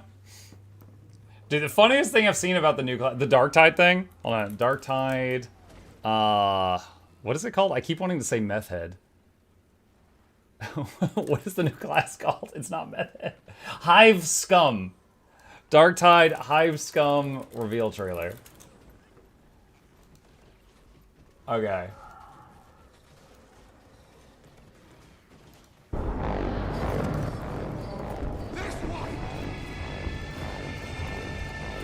Like, those are bad guys. Time to die!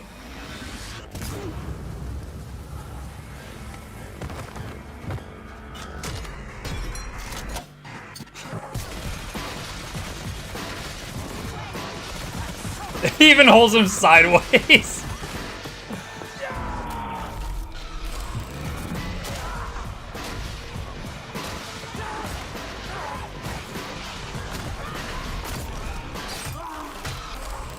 Shivs. You're 40,000 and this guy's killing people with shivs.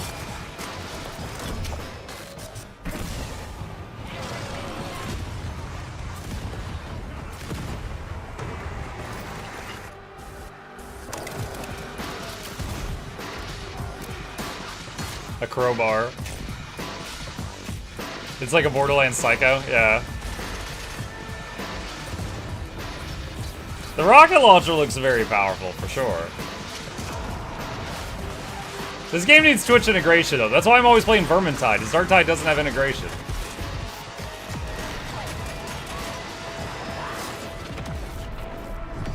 Yeah, the funniest thing I have seen related to this is the last new class that was added to the game was the Adeptus Arbites, which were like the Judge Dredd super cops. And so it was like 2024, this is getting out of hand, send in the super cops. 2025, this is getting out of hand, send in the meth heads. And that just like, that YouTube comment burned into my brain, and I keep forgetting the actual name of this class, and I just keep thinking of them as meth heads. No idea why they haven't put in integration. I don't know either. I do not know. Yeah, I look at that class, and I'm thinking, like, I'm pretty sure I know some hive scum behind the local gas station.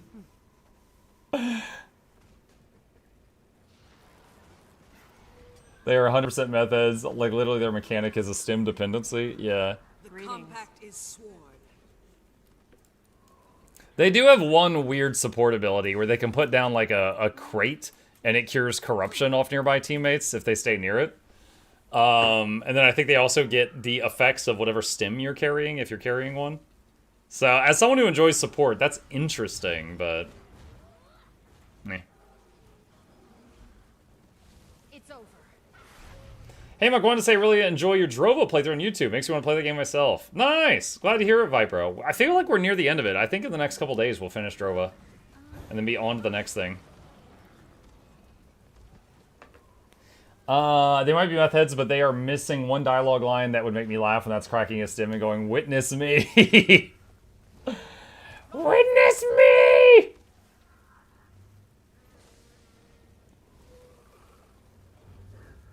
It's okay, Knives. I still saw it.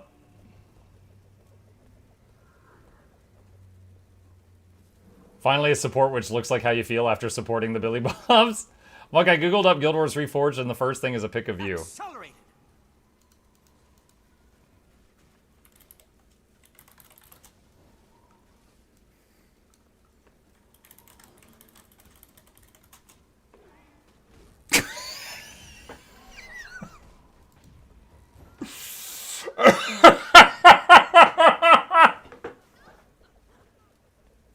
Why? Oh my god. Dude, what? Not only is a picture of me, it's that picture. Wow. Magic battery cell, damn it. Look, oh, okay, get excited, guys. Oh no, keep it in. You made it. I made it. Official box art. Yes, just put that on the cover. I give them permission. Just put that on the cover. Oh my god. Here we go. You made the thumbnail? No, I didn't make the thumbnail for the, like, the game. That was a news video. We walk beyond on your knees. Invigorating. Stand and fight. Oh my god, I gotta go, after the stream, I gotta tell my wife to Google that. She'll laugh so hard. Pound it into dust. Chill to the bone. The compact is sworn. Soften them up. Ah, that was good. I needed that. Hey, Muck, I returned after a 5-year break from Guild Wars 2. Love the game, but can't even remember why I chose to quit. Thank you for keeping me entertained all those years ago. Why am I in the fire? Keep up the good work. Can we bring the potato back? Oh, I don't currently have the filter program set up. We'll see what we can do. We'll see what we can do.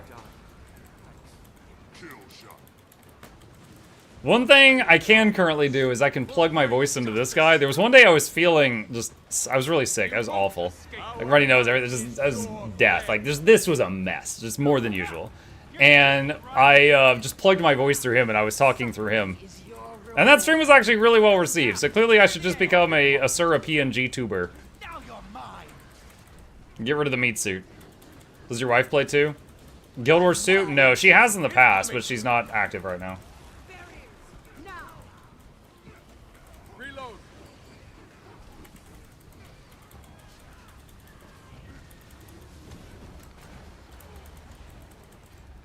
Set them up. Rip them up.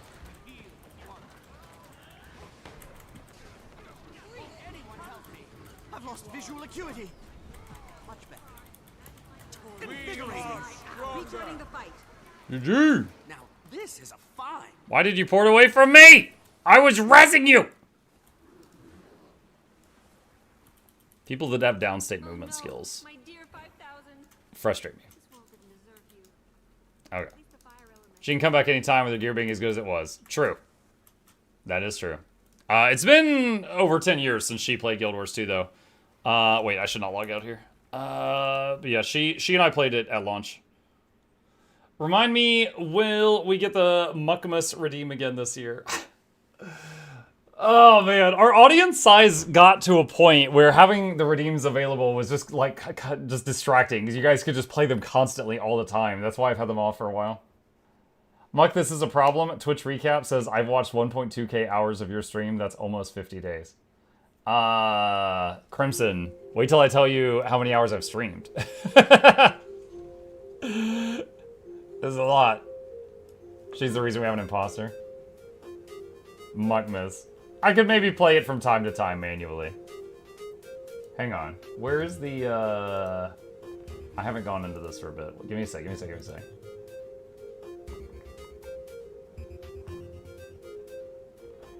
Is it in here? Wait. Muck drop, muck mail, muck vanish, muck posture, muck tato, muck jam, muck 5-year DJ mug. Oh, it's under disabled. With Muck Copper, Muck Gold, Muck 900, Muck 1000, and DJ Muck. Can I get it to, like, play for a second?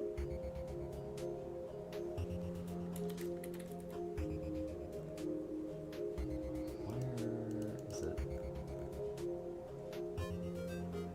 Oh god. There's so many files. Is this it? What is happening? This is it. Oh my goodness. This is getting loud. I hate Christmas music.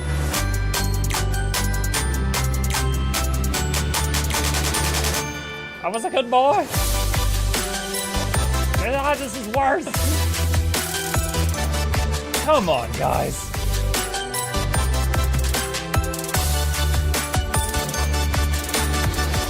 I feel attacked. There you go. There you go. Yeah, there's a couple of people in our community that made a lot of weird remixes of my voice, and that was the Christmas themed one. Yes, it's that magical time of year. Exactly.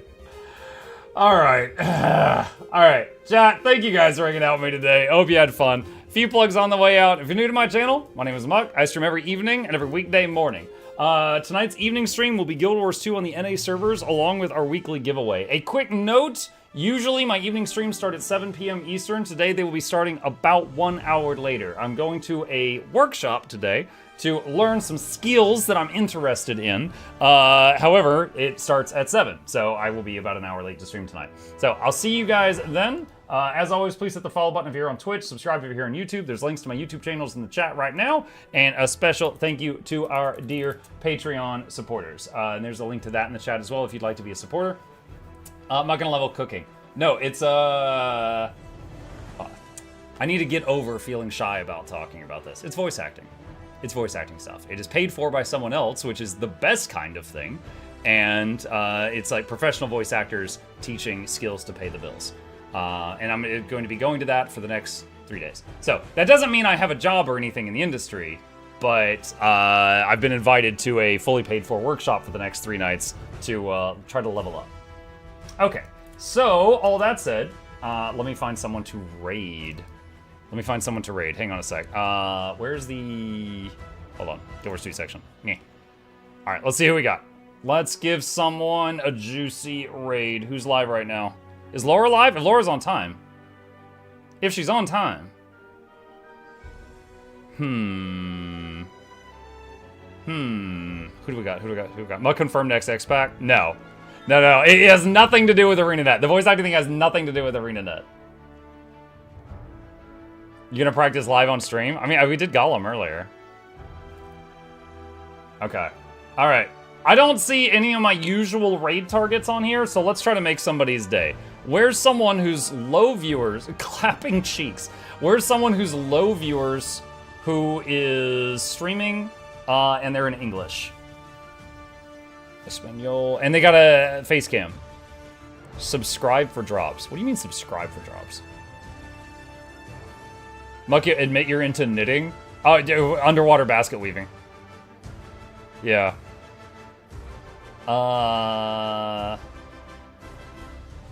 Starting soon.